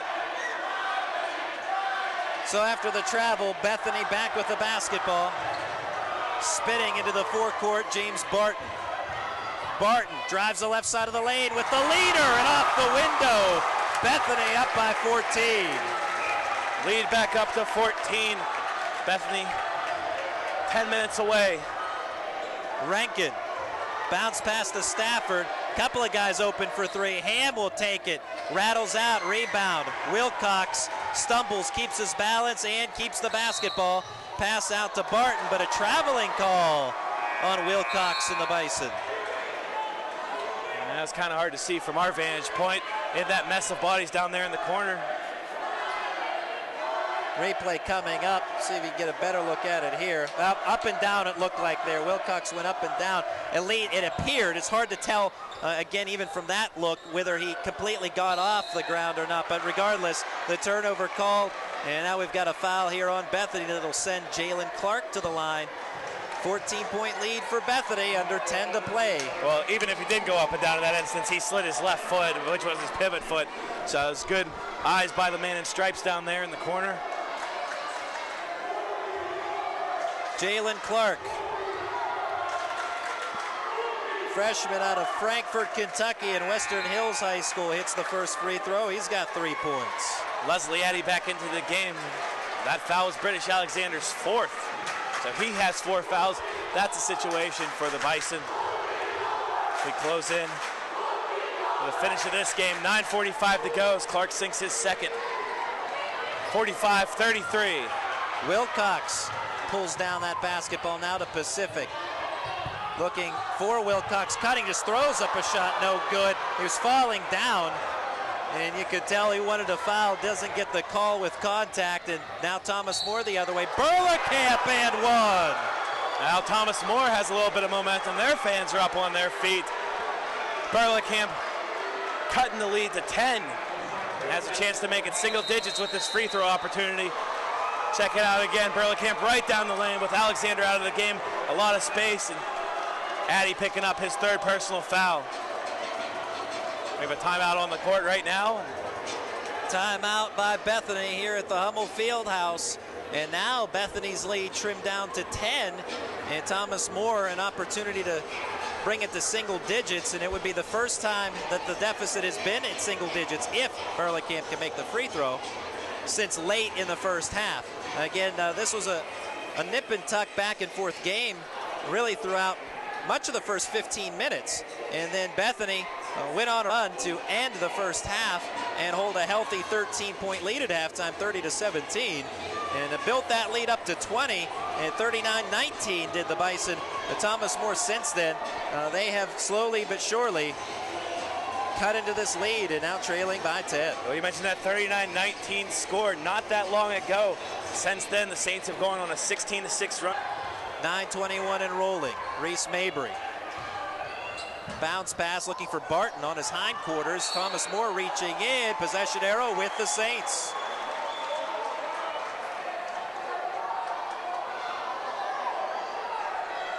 Things continue to mount in Thomas Moore's direction now as of late. Jalen Clark will take a seat on the bench. Certainly good work from the freshman. As right now, Burlekamp handles the basketball, goes cross court to Rankin, fakes left, now will go left wing. Whalen to Stafford, defense collapsing. Stafford bounce pass, Feinberg has the ball ripped away but gets it right back. Now on the floor, Feinberg, left-handed scoop shot, falls in, 45-38. Phil Feinberg getting involved on offense, staying with the basketball and getting the lay-in. And now's the time if you're the Saints to work that ball down low. British Alexander, notorious shot blockers, on the bench with 4 fouls. Spencer Burlekamp called with a foul. Tight defense. A little too tight that time. A little too tight that time, and Burlekamp will pick up. You can see him. He wants to apply his tight. There's as much pressure as he can on Barton, but called for the foul. Too much on that one. Impeded his progress just a little bit, Randy, that time, enough to warrant the foul. Reese Mabry goes to Pacific. Brady Pacific around the screen from Addy. Leaner, no good. Stafford with the rebound. Now Bethany has grown cold here over the last few minutes. Burlekamp and the Saints. This is a 7-point game. Bethany fans on pins and needles a little bit in the Hummel Field House. Not quite as energetic as they were at the beginning of the second half. PAC championship game. Thomas More trying to mount a comeback. Bethany trying to ward them off. Rankin thinks about 3, thought a while there. Now will dribble in. Feinberg has the ball stripped away. Steal by Wilcox. Dive on the floor. Loose ball. Addy has it. Long distance pass. Tipped by Burlekamp and out of bounds. Possession, though, is with the Bison. Well, great heads-up play by Burlekamp, definitely saving the layup. That time, batting the ball out of bounds and letting the defense reset after, I believe it was Brady Pacific down there by himself, looking to receive that pass. Well, Burlekamp getting it done on both ends of the floor. Some big buckets in the second half, and their heads-up defense, Burlekamp out of Cincinnati, Ohio, in Kings High School. He didn't have that far to go to college, just across the river. That's it, but he and the Thomas More Saints certainly had a trip to get here to Bethany tonight for the PAC title game. With 7:48 and rolling, second half, 45-38 Bison. Crossover Mabry, slides left, comes back right to Pacific. He'll crank up the 3, no good. Rebound, fight on the floor, Barton gets to it. We've got some bumping. And the foul on Feinberg, who doesn't agree with that. Now Feinberg's got to keep his head here. His teammates will whisk him away. I think that call was pretty clear cut, Randy. He just pulled over.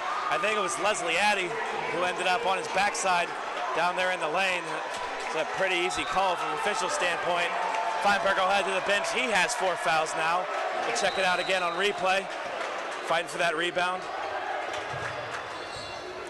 Now, game action, Brady Pacific trying to go to the cylinder, and we've got a foul coming up on Thomas More. That's the 6th team foul on the Saints. There are also 16 fouls on the Bison at this point of the game, 7:34 remaining. So next foul by either team, as long as it's not an offensive foul, we'll have the other squad at the line. There's a save by Pacific, near giveaway. Barton for 3, back of the iron, long board, and out of bounds. When Mabry and Clark with a little bumping. Things getting physical over the last couple of minutes as well. A little bit. Mabry ended up in the 3rd row, literally running up the bleachers that time. Thomas More trying to conserve some time on those inbounds passes. Burlekamp now to Whalen, right wing, bounce past the Clark. We've got a kickball though on the Bethany Bison. I think that was on Nick Wilcox. Wilcox played some soccer at Peters Township High School. Wrong sport here. Yep, that'll get you a stoppage in play.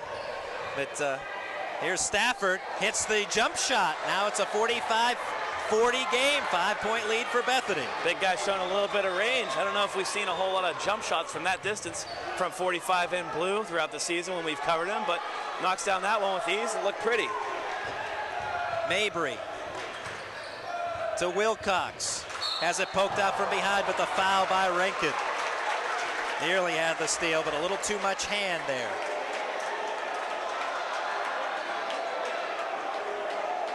Talking about Colt Stafford in that shot he made moments ago. Second in the conference in field goal shooting percentage.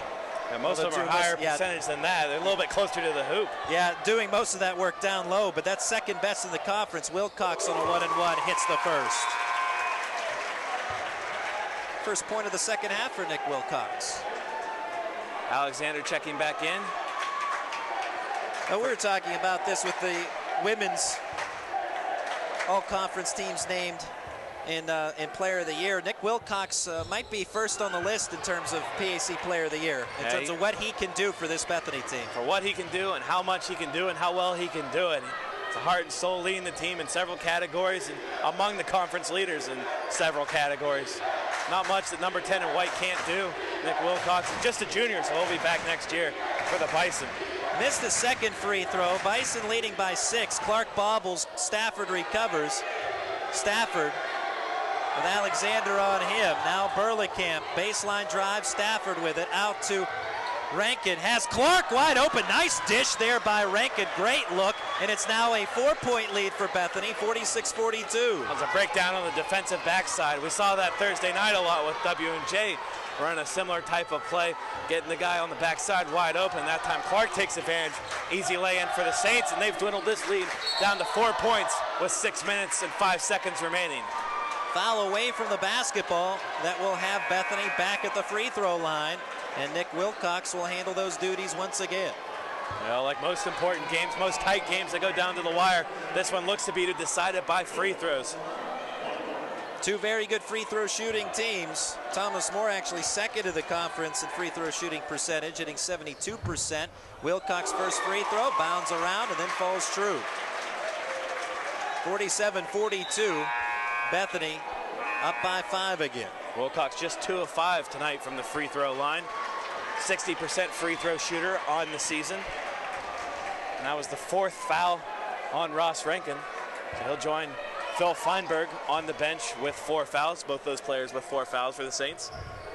Second free throw spins out, rebound Burlekamp. Spencer Burlekamp, who's had a big second half, and ball bounds off of one of the Bethany defenders out of bounds. 6 minutes to go in this second half. 47-42 Bethany.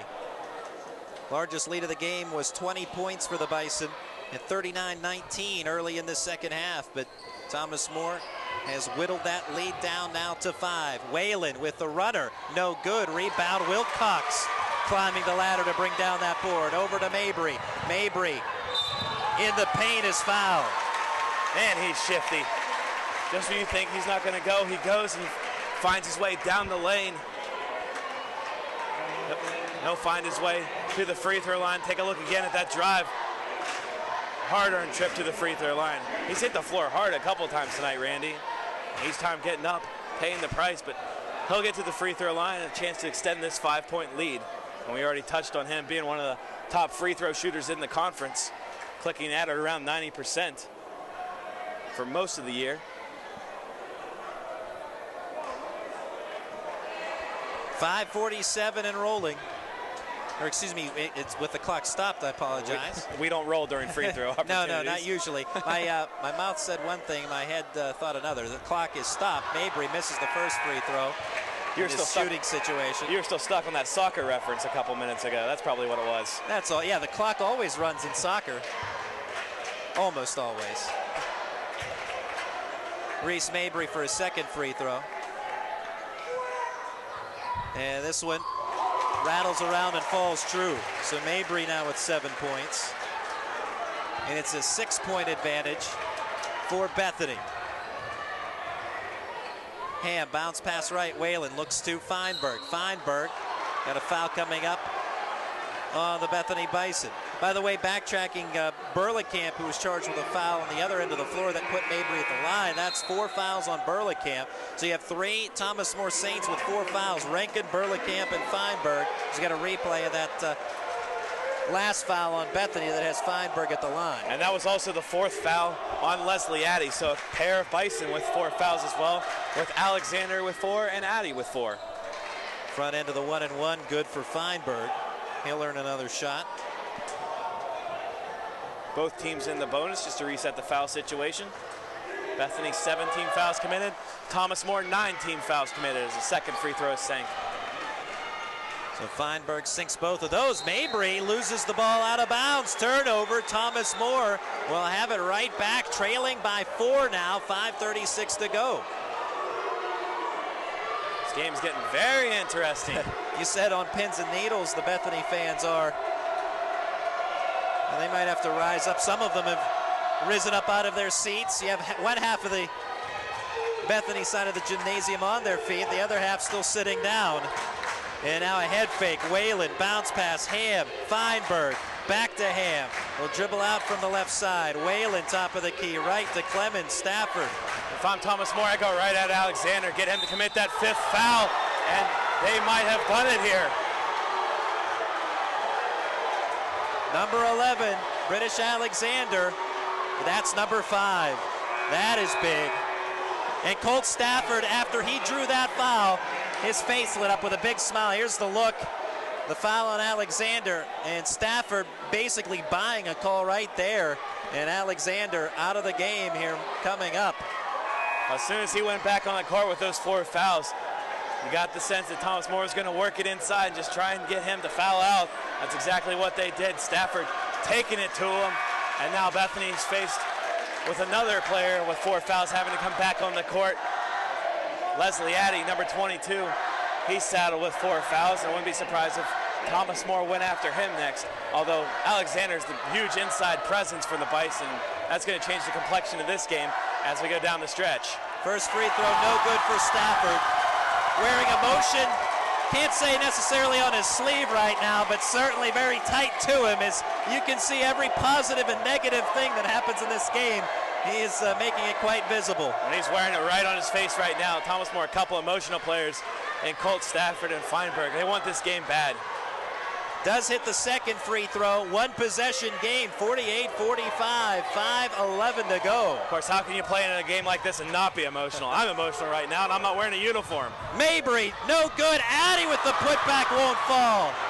Somehow neither shot would fall for the Bison, and now Thomas More Clemens, who collected the board up ahead to Ham in the forecourt. Chance to take the lead if you're the Saints, although they don't necessarily need a 3 by any stretch of the imagination. A 3 will tie it up. Ham to Clemens, has Stafford, looking to Feinberg. Feinberg gets the shot to fall, but it won't count. That's a foul on Feinberg, number 5 there for Thomas Moore's number 42, Phil Feinberg. And that again changes the complexion of the game one more time. One of Thomas Moore's big guns fouling out. And the pendulum swings. And the pendulum swings. 48-45, Bethany. I think the officials trying to verify here at the scorers table whether that is number 5 on Phil Feinberg. Well, they had 5 up on the scoreboard here at Bethany, and it will be 5. As Feinberg, frustrated, will sit down on the bench. You see Feinberg there. It's the PAC championship game. He wants to be on the floor. Surely so does British Alexander, the Bison. Both will have to watch as their teammates continue on. Feinberg fouls out 7 points tonight. 3-point lead for Bethany. Mabry across the timeline. Streaks in, and he draws the foul from Thomas More. And just to finish up our update on players that have fouled out, British Alexander fouled out with 9. Right down the lane. Mabry drawing the foul on Daniel Whalen. Whalen just his first. He is not in any foul trouble. That is a shooting foul, and even if it wasn't, there are 10 team fouls on Thomas More anyway, so Bethany will be shooting 2 every time they're at the line.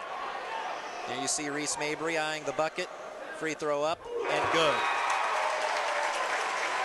That'll make it a 2-possession game. 4:28 remaining, 49-45. Bethany with the advantage as they've had the majority of the game and all of the second half. Now Bethany has been in front since late in the first half. And Mabry hits another. Mabry with 9. Bethany back to a 5-point lead. Thomas More wants to extend this game as long as possible. And finally Burleycamp scoops up the ball now to Ham. Rankin left side, dribbles in a few steps back to Ham, right wing. Burleycamp dribbles left, pass left, Ham. Ham will work his way to the left wing. Out to Rankin in a few steps. Bethany coming out to guard, in towards Stafford, contact. This foul on Wilcox. A little bit of a tie-up that time with Wilcox and Stafford just fighting for the basketball. That'll be the first team foul, second team foul on Nick Wilcox, 2 on him. And 9th team foul. There's obviously not a shooting foul, so 1-and-1 here for Stafford. 4:08 to go in the game. Stafford, it falls in. Stafford has done most of his work from the charity stripe tonight. He has 11, only 2 field goals. Second free throw, also good. That one straight through, and it's back to a 3-point lead again for Bethany.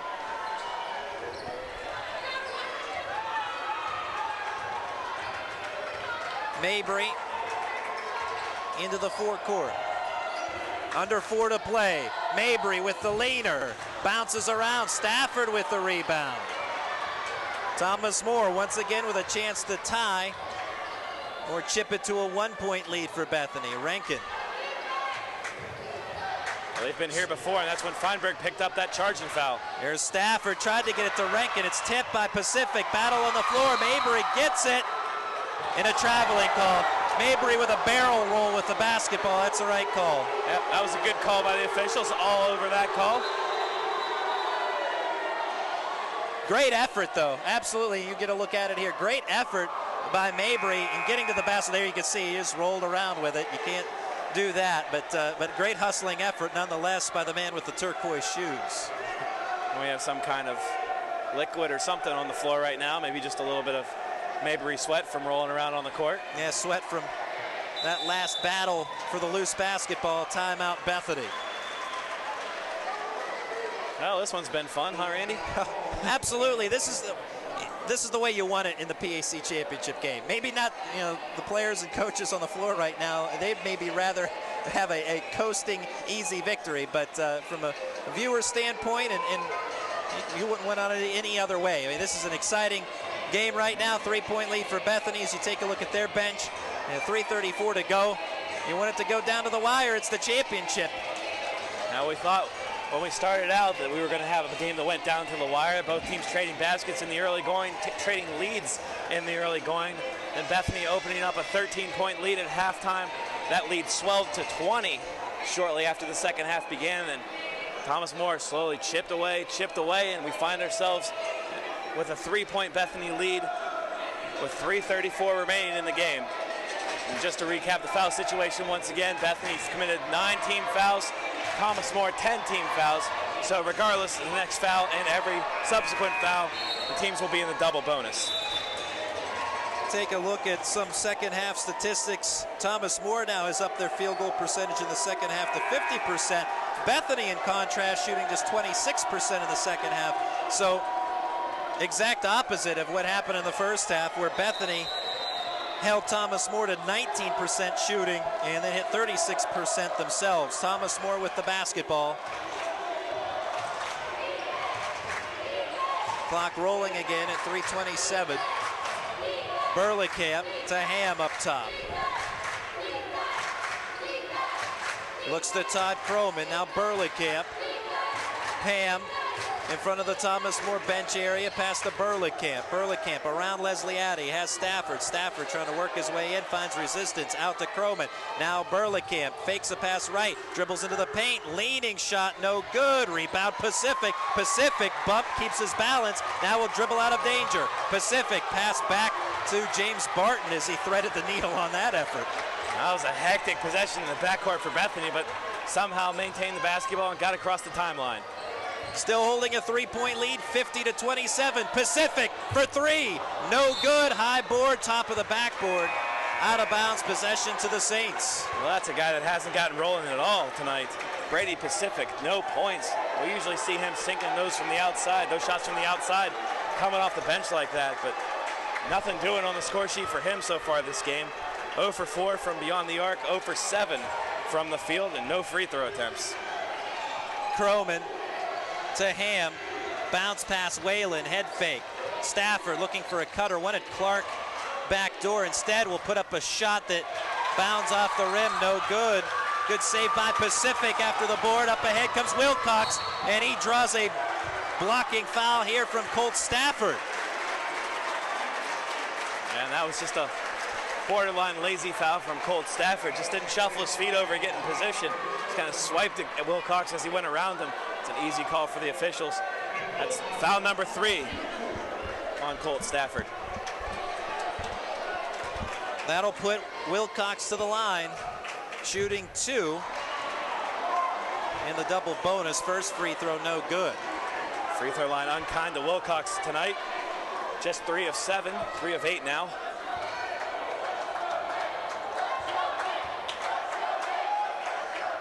Free throw, the second effort is good for Wilcox. He has 8 in this game. Bethany with a 4-point lead, 51-47. Stafford, bounce pass, Clark, no good, tip. Leslie Addy with the rebound. Now to Reese Mabry. Inside, 2 minutes to go. Just about to say that, inside 2 minutes of the PAC championship. Mabry cross court to Wilcox. Has Pacific beyond the arc. Now to Barton. Bethany will try to wind some clock here. 13 on the shot clock. Barton around the screen from Addy. Bounce pass to Addy. 8 on the shot clock. Addy to Wilcox. Cranks up the 3. No good. And this ball tipped out of bounds. I think that clipped the top side of the backboard again. Possession with the Saints. 1:32 remaining. You see Bethany heading back up the floor to play some defense now. Quick substitution for the Saints. Rankin back in for Jalen Clark. And a timeout called. Yep, timeout called by Thomas Moore. That's a good timeout there. Trying to set up some kind of offense with his team down 4 with 1:29 to go. 2-possession game right now. Thomas Moore obviously trying to make it a 1-possession game on this trip up the floor. Timeout called by the Saints. And Jeff Rogers wants to set something up here as the Bethany bench trying to play some hard defense here. The Bethany Bison here at the Hummel Field House. The home crowd pumped up. Why wouldn't you be? A championship game. Getting down to crunch time here, 1:29 to go. Just to reset one more time, Phil Feinberg fouled out for the Thomas More Saints. British Alexander is fouled out for Bethany. Several players on both sides with 4 team fouls. So foul trouble's definitely been the story in this game as we've headed down the home stretch. Leslie Addy with 4 team fouls for Bethany. Spencer Burlekamp and Ross Rankin with 4 personal fouls, for Thomas More. Team foul situation. Bethany 9 team fouls. Thomas More 10 team fouls. Out of the timeout, both teams back on the floor. Thomas More will have it. Inbounding it near the bench. Whalen to Ham. 1:26 and counting. Rankin bounce pass. Whalen slips a little bit, keeps his balance, dribbles out, and now in the paint. Releases a pass to Croman. Quick touch pass. Ham for 3. Back of the iron. Rebound. Whalen with the offensive board. Whalen will reset as Mabry quickly comes out to guard him. A fresh shot clock for Thomas More, although they don't have to worry about that now. They need to worry about the game clock. 1:05 to go. Rankin eyes the bucket. Instead, we'll pass it out to Ham. He'll try another 3. This one in front of the rim. Stafford with the rebound. Stafford has the ball stripped, but he will go to the line. Fouls on Reese Mabry. Be his second. Stafford will head to the line. 8 of 10 from the free throw stripe tonight. This crowd making as much noise as they can as Stafford misses the first free throw. And you see the Hummel Field House erupt. 56.7 to go. And the second free throw good, but it's a one-possession game now with that made free throw. 13 points for Stafford. 51-48, 56.7 on the clock. Wilcox will administer the inbounds pass, but we've got a foul before that can happen. Daniel Whalen will automatically here put Reese Mabry at the line. That's not what you want if you're Thomas More. Not who you want on the line for Thomas More either, but Daniel Whalen called for impeding the progress of Reese Mabry in the backcourt. 56.7 to go, so without running any time off the clock, Bethany will head to the free throw line. So Mabry, an excellent free throw shooter, as we have talked about, out of Highlands High School in the Trona Heights, PA. The 5'11" guard eyes the bucket. Ball in the air, won't fall. There's a rare miss for Mabry. Keeps it in a three-point game. There you could hear the collective gasp from the Hummel Field House. Up until that shot, he was 7 of 8 from the free throw line this afternoon, or tonight. But now 7 of 9. Hits this one, makes it a 4-point game again. Mabry in double digits with 10. Saints, Daniel Whalen. Bounce pass, Croman, out to Ham. Mabry coming out, now Stafford down low. Low blocks, shot partially blocked by Addy. Out to Whalen, now has Ham in the left corner for three. Rattles it in, 52-51, 1-point game. 40.6 to go. Now the ball is in the right guy's hands that time. Ryan Ham, leading three-point shooter in the PAC in terms of three-point percentage. Knocks it down from the corner on a knuckleball shot. Not a whole lot of rotation on that basketball as it came out of his hand, but it worked. We have a 1-point game here at the Hummel Field House. 52-51, 40.6 on the clock. Get ready for an exciting finish in the PAC Championship. 52-51 Bison. Bethany will have the basketball next. Thomas More moments ago getting a tray from Ryan Ham to make it a 1-point contest. And as the Thomas More bench regroups, here is the Ham three-pointer from the left corner. And spins it in. Saints down by 1. Well, I said it was interesting a couple minutes ago. This has got very interesting. This has become very, very interesting. 1-point game, 52-51. Bethany still clinging to the lead. Thomas More faced a 20-point deficit just after halftime in the second half. And they've whittled that lead down to 1. Bethany trying to hold on here in the last minute of play. Thomas More trying to mount a huge comeback in this PAC title game. Bethany trying to hold off the rolling Saints here. Inbounds pass to Addy. Addy streaks up the floor, and he is bumped. And a foul coming up here on the Saints.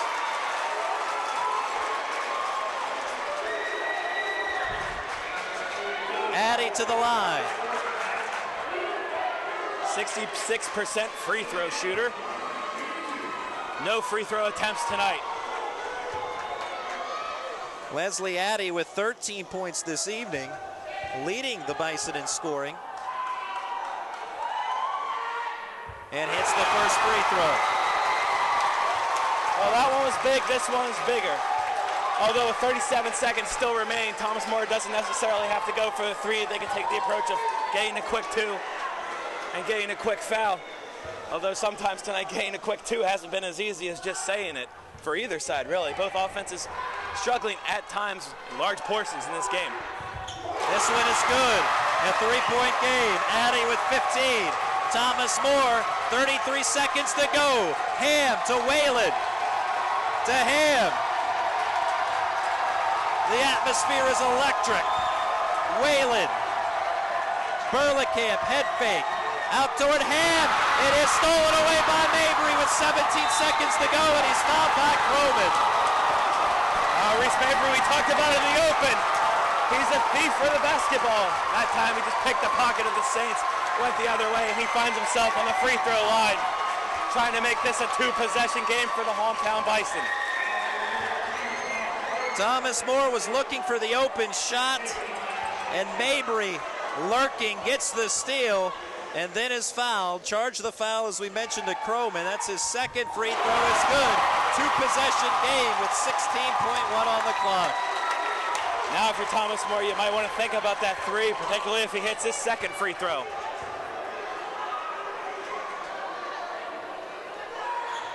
And it's good. Mabry hits both shots at the charity stripe. 5-point game. 14 to go. Thomas More needs a quick shot. Ham, long distance tray. No good. Loose ball out of bounds off of Bethany. 7.6 to go. Thomas More still has possession, but in a bad way right now. Yeah, time's not on their side right now, that's for sure, Randy.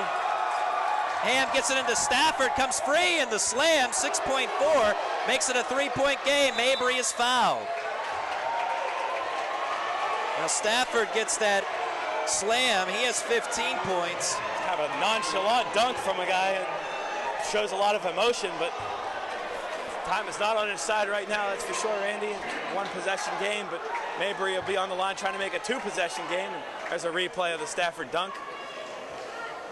Yeah, it's about as unemotional a dunk as you'll find. Stafford knows the situation. It's a big bucket, but there's still more work to be done. 5.3 to go. Mabry gets the shot to fall in. Huge free throw, 2-possession game. And that might have just clinched the championship for Bethany. Second free throw is also good. Back to a 5-point lead. Stafford to Whalen, 3 seconds. Shot in the air, no good. That's your ball game. The Bethany Bison, the PAC champions. Storm the court here at the Hummel Field House. Bethany defends their title, and they'll head back to the NCAA tournament. Now the Bethany Bison now back-to-back PAC champions. Winning it last year in thrilling fashion on the road at Teal, this time on their home floor. They are ready to roll to the NCAA tournament. They'll find out where they go come early next week. Tournament scheduled to start Thursday and Friday of next week. The Bison celebrating with their fans here at the Hummel Field House. 58-53 your final. Bethany getting the victory in exciting fashion. Thomas More trailed it by as much as 20. Tip of the cap to the Saints. As they were marching on the comeback trail were the Saints, but came up shy in the end. This lead was as slim as 1 point not all that long ago, but Bethany getting the clutch free throws and getting the victory, the PAC champions. And give it up for Thomas More. Great win streak at the end of the year. We mentioned that 10-game win streak coming in. Just got down a little too much, couldn't quite fight the whole way back, but give it up to Coach Rogers, his entire crew, Colt Stafford, Phil Feinberg, Daniel Whalen, Ryan Ham, that entire squad. They had a heck of a year, coming that close to tying the game. And go ahead and send that down if you want, Randy. Looks like we have Anthony Sparks ready with Coach Andrew Sachs. Coach Sachs, congratulations. I'll be the first to tell you. So how's it feel to win consecutive PAC championships? It was pretty good. They did a great. They went on 20. We're up 39-19, and they did a great job of getting back in it. They did a great job, and they give them a lot of credit for coming back. But our guys held through. Made some big free throws down the end. Had some big stops down the end, and going back to the NCAA tournament. Hopefully, going to win a couple games. Okay, good luck to you in the NCAA tournament, Coach. Back up to you guys. Thank you very much, Anthony. And Coach Sachs, as the Bison want to get back to their celebration here, the championship trophy. You see Joe Onderco, the executive director of the President's Athletic Conference, with the trophy, ready to present it to the Bethany Bison here in just a moment. The Bison still on their end of the floor right now celebrating. They're going to have the nets cut down here shortly.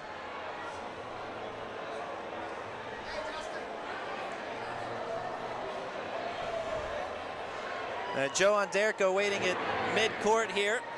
58-53 the final. The Bison with a thrilling victory in the PAC title game over the Thomas More Saints.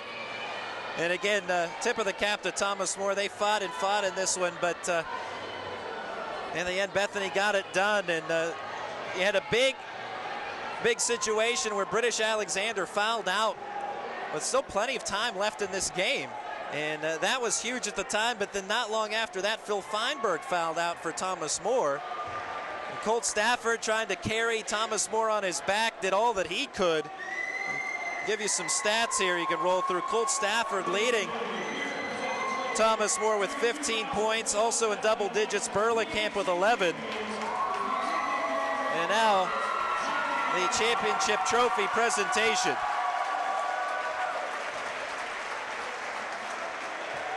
Nick Wilcox and his teammates with the trophy. There they are at midcourt, your 2012 PAC champions.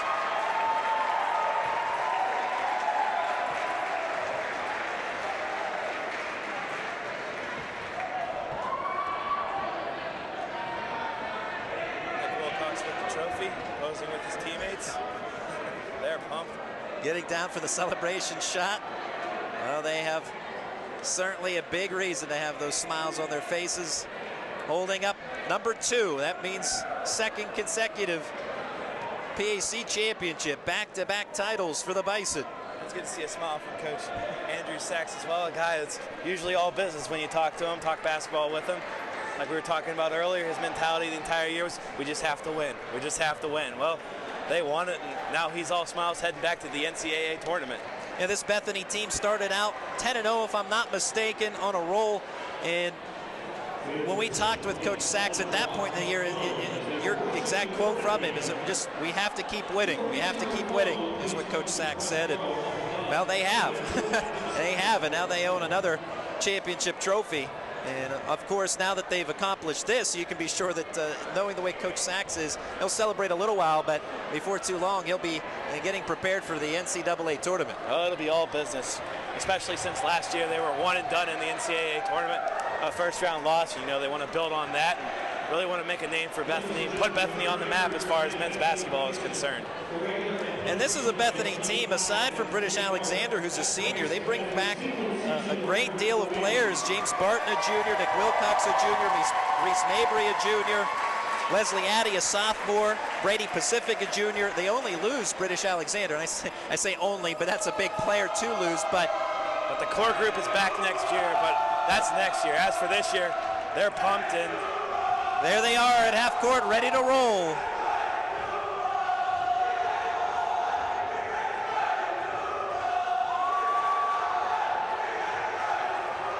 The PAC champions, the Bethany Bison. And run down a little bit more of the stat sheet here as we check out the Bison celebration. Yeah, real quick, just to kind of tie up some loose ends. Reese Mabry led all scorers on the night, 16 points, 12 of 14 from the free throw line. Good work down there in crunch time, getting it done, making some key free throws, keeping that lead for Bethany. Also for Bethany in double figures, Leslie Addy with 15 points, 6 rebounds. James Barton, 10 points, quiet 10 points, and 5 rebounds. On the other side of the ledger, Colt Stafford led the Saints with 15 points, 7 rebounds. Spencer Burlingame also in double figures with 11 points. Well, as the Bison continue their celebration here, looks like we have Anthony Sparks with Leslie Addy down on the floor. Let's go to Anthony. Hey, Leslie, amazing job tonight. How's it feel? It feels great, man. This is my second championship. I've been in 3 championships in my life, but this one, I can't explain how great it is to be in this championship game right now. Think about it, you got 2 more years left. I'm just gonna keep trying my hardest, but right now I'm just gonna try to enjoy this championship right now. So, hey, enjoy it as much as you can. Congratulations, Leslie. Thank you. Back up to you guys. All right, thank you very much, Anthony. There was Leslie Addy, member of this championship team, and great job tonight by the Bison. And of course, Leslie Addy, as he leads part of the effort for Bethany this evening. It was Mabry who led in scoring with 16, but Addy with 15, and a very important 15 as well. I think someone's going to have to pinch him tomorrow morning when he wakes up, because he thinks this is all a dream right now. He can't believe it.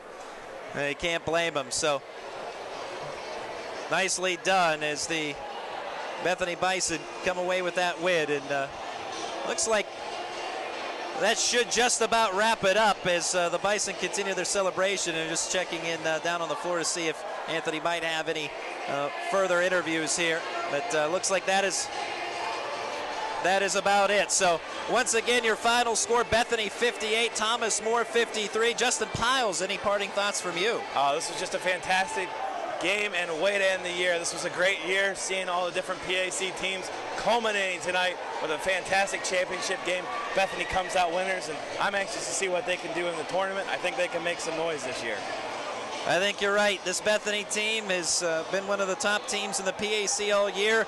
Spent much of the second half of the season chasing Teal, eventually surpassed them, earned the top seed in the tournament. Now they've earned the conference title, that automatic bid to the NCAA tournament, and who knows from there as we await to see where the Bison will be placed come tournament time on, I guess it will be Selection Monday, so to speak, for the Division III NCAA Selection Committee. Well, 25-3 is a heck of a record, and when your season is still continuing, you can just build on that. And I expect Bethany to go make some noise in the tournament, take out an opponent or two. This is a very good basketball team, although they aren't really deep in terms of players off the bench. All 5 starters are skilled in their own way, and they're the best starting 5, best team in the PAC, and they proved that here tonight. Once more, we'd like to thank everyone here at Bethany, the Hummel Field House, the students at Bethany College. Happy to collaborate with them. Justin Piles, myself, Randy Gore, along with our producer, David Singer, we're happy to make this happen, to be a part of the PAC championship game, and the folks at Bethany inviting us here. It was a great experience for us to be here and be a part of it. Congratulations to the Bison, and also congratulations to Thomas More for a hard-fought effort. Obviously, it didn't go down the way they would have liked, but Jeff Rogers, when we made the visit out to Thomas More, he was certainly more than welcoming to us, as well as Coach Hans of the Thomas More women. Congratulations again to the Thomas More women. They are your PAC title winners in women's play. Bethany the winners in men's play, as they will move on, and as well the Thomas More women in the NCAA tournament moving on. But again, on behalf of Justin Piles, myself, and David Singer, big thank you to everyone along the way in the President's Athletic Conference, to Joe Onderco, the SIDs, Brian Rose, of course, Dr. J. Libby here at Bethany as well. Thank you to everyone, and if there's anyone I'm leaving out. Jim Reeves, let's give a big shout out to Jim Reeves, our student director, great job as well. So, and beyond that, if there's anyone else I'm forgetting, please know that you're included. So that just about does it. For Justin Piles, I am Randy Gore. Your final score: Bethany 58, Thomas More 53 in the PAC championship. Good night, everyone, from the Hummel Field House.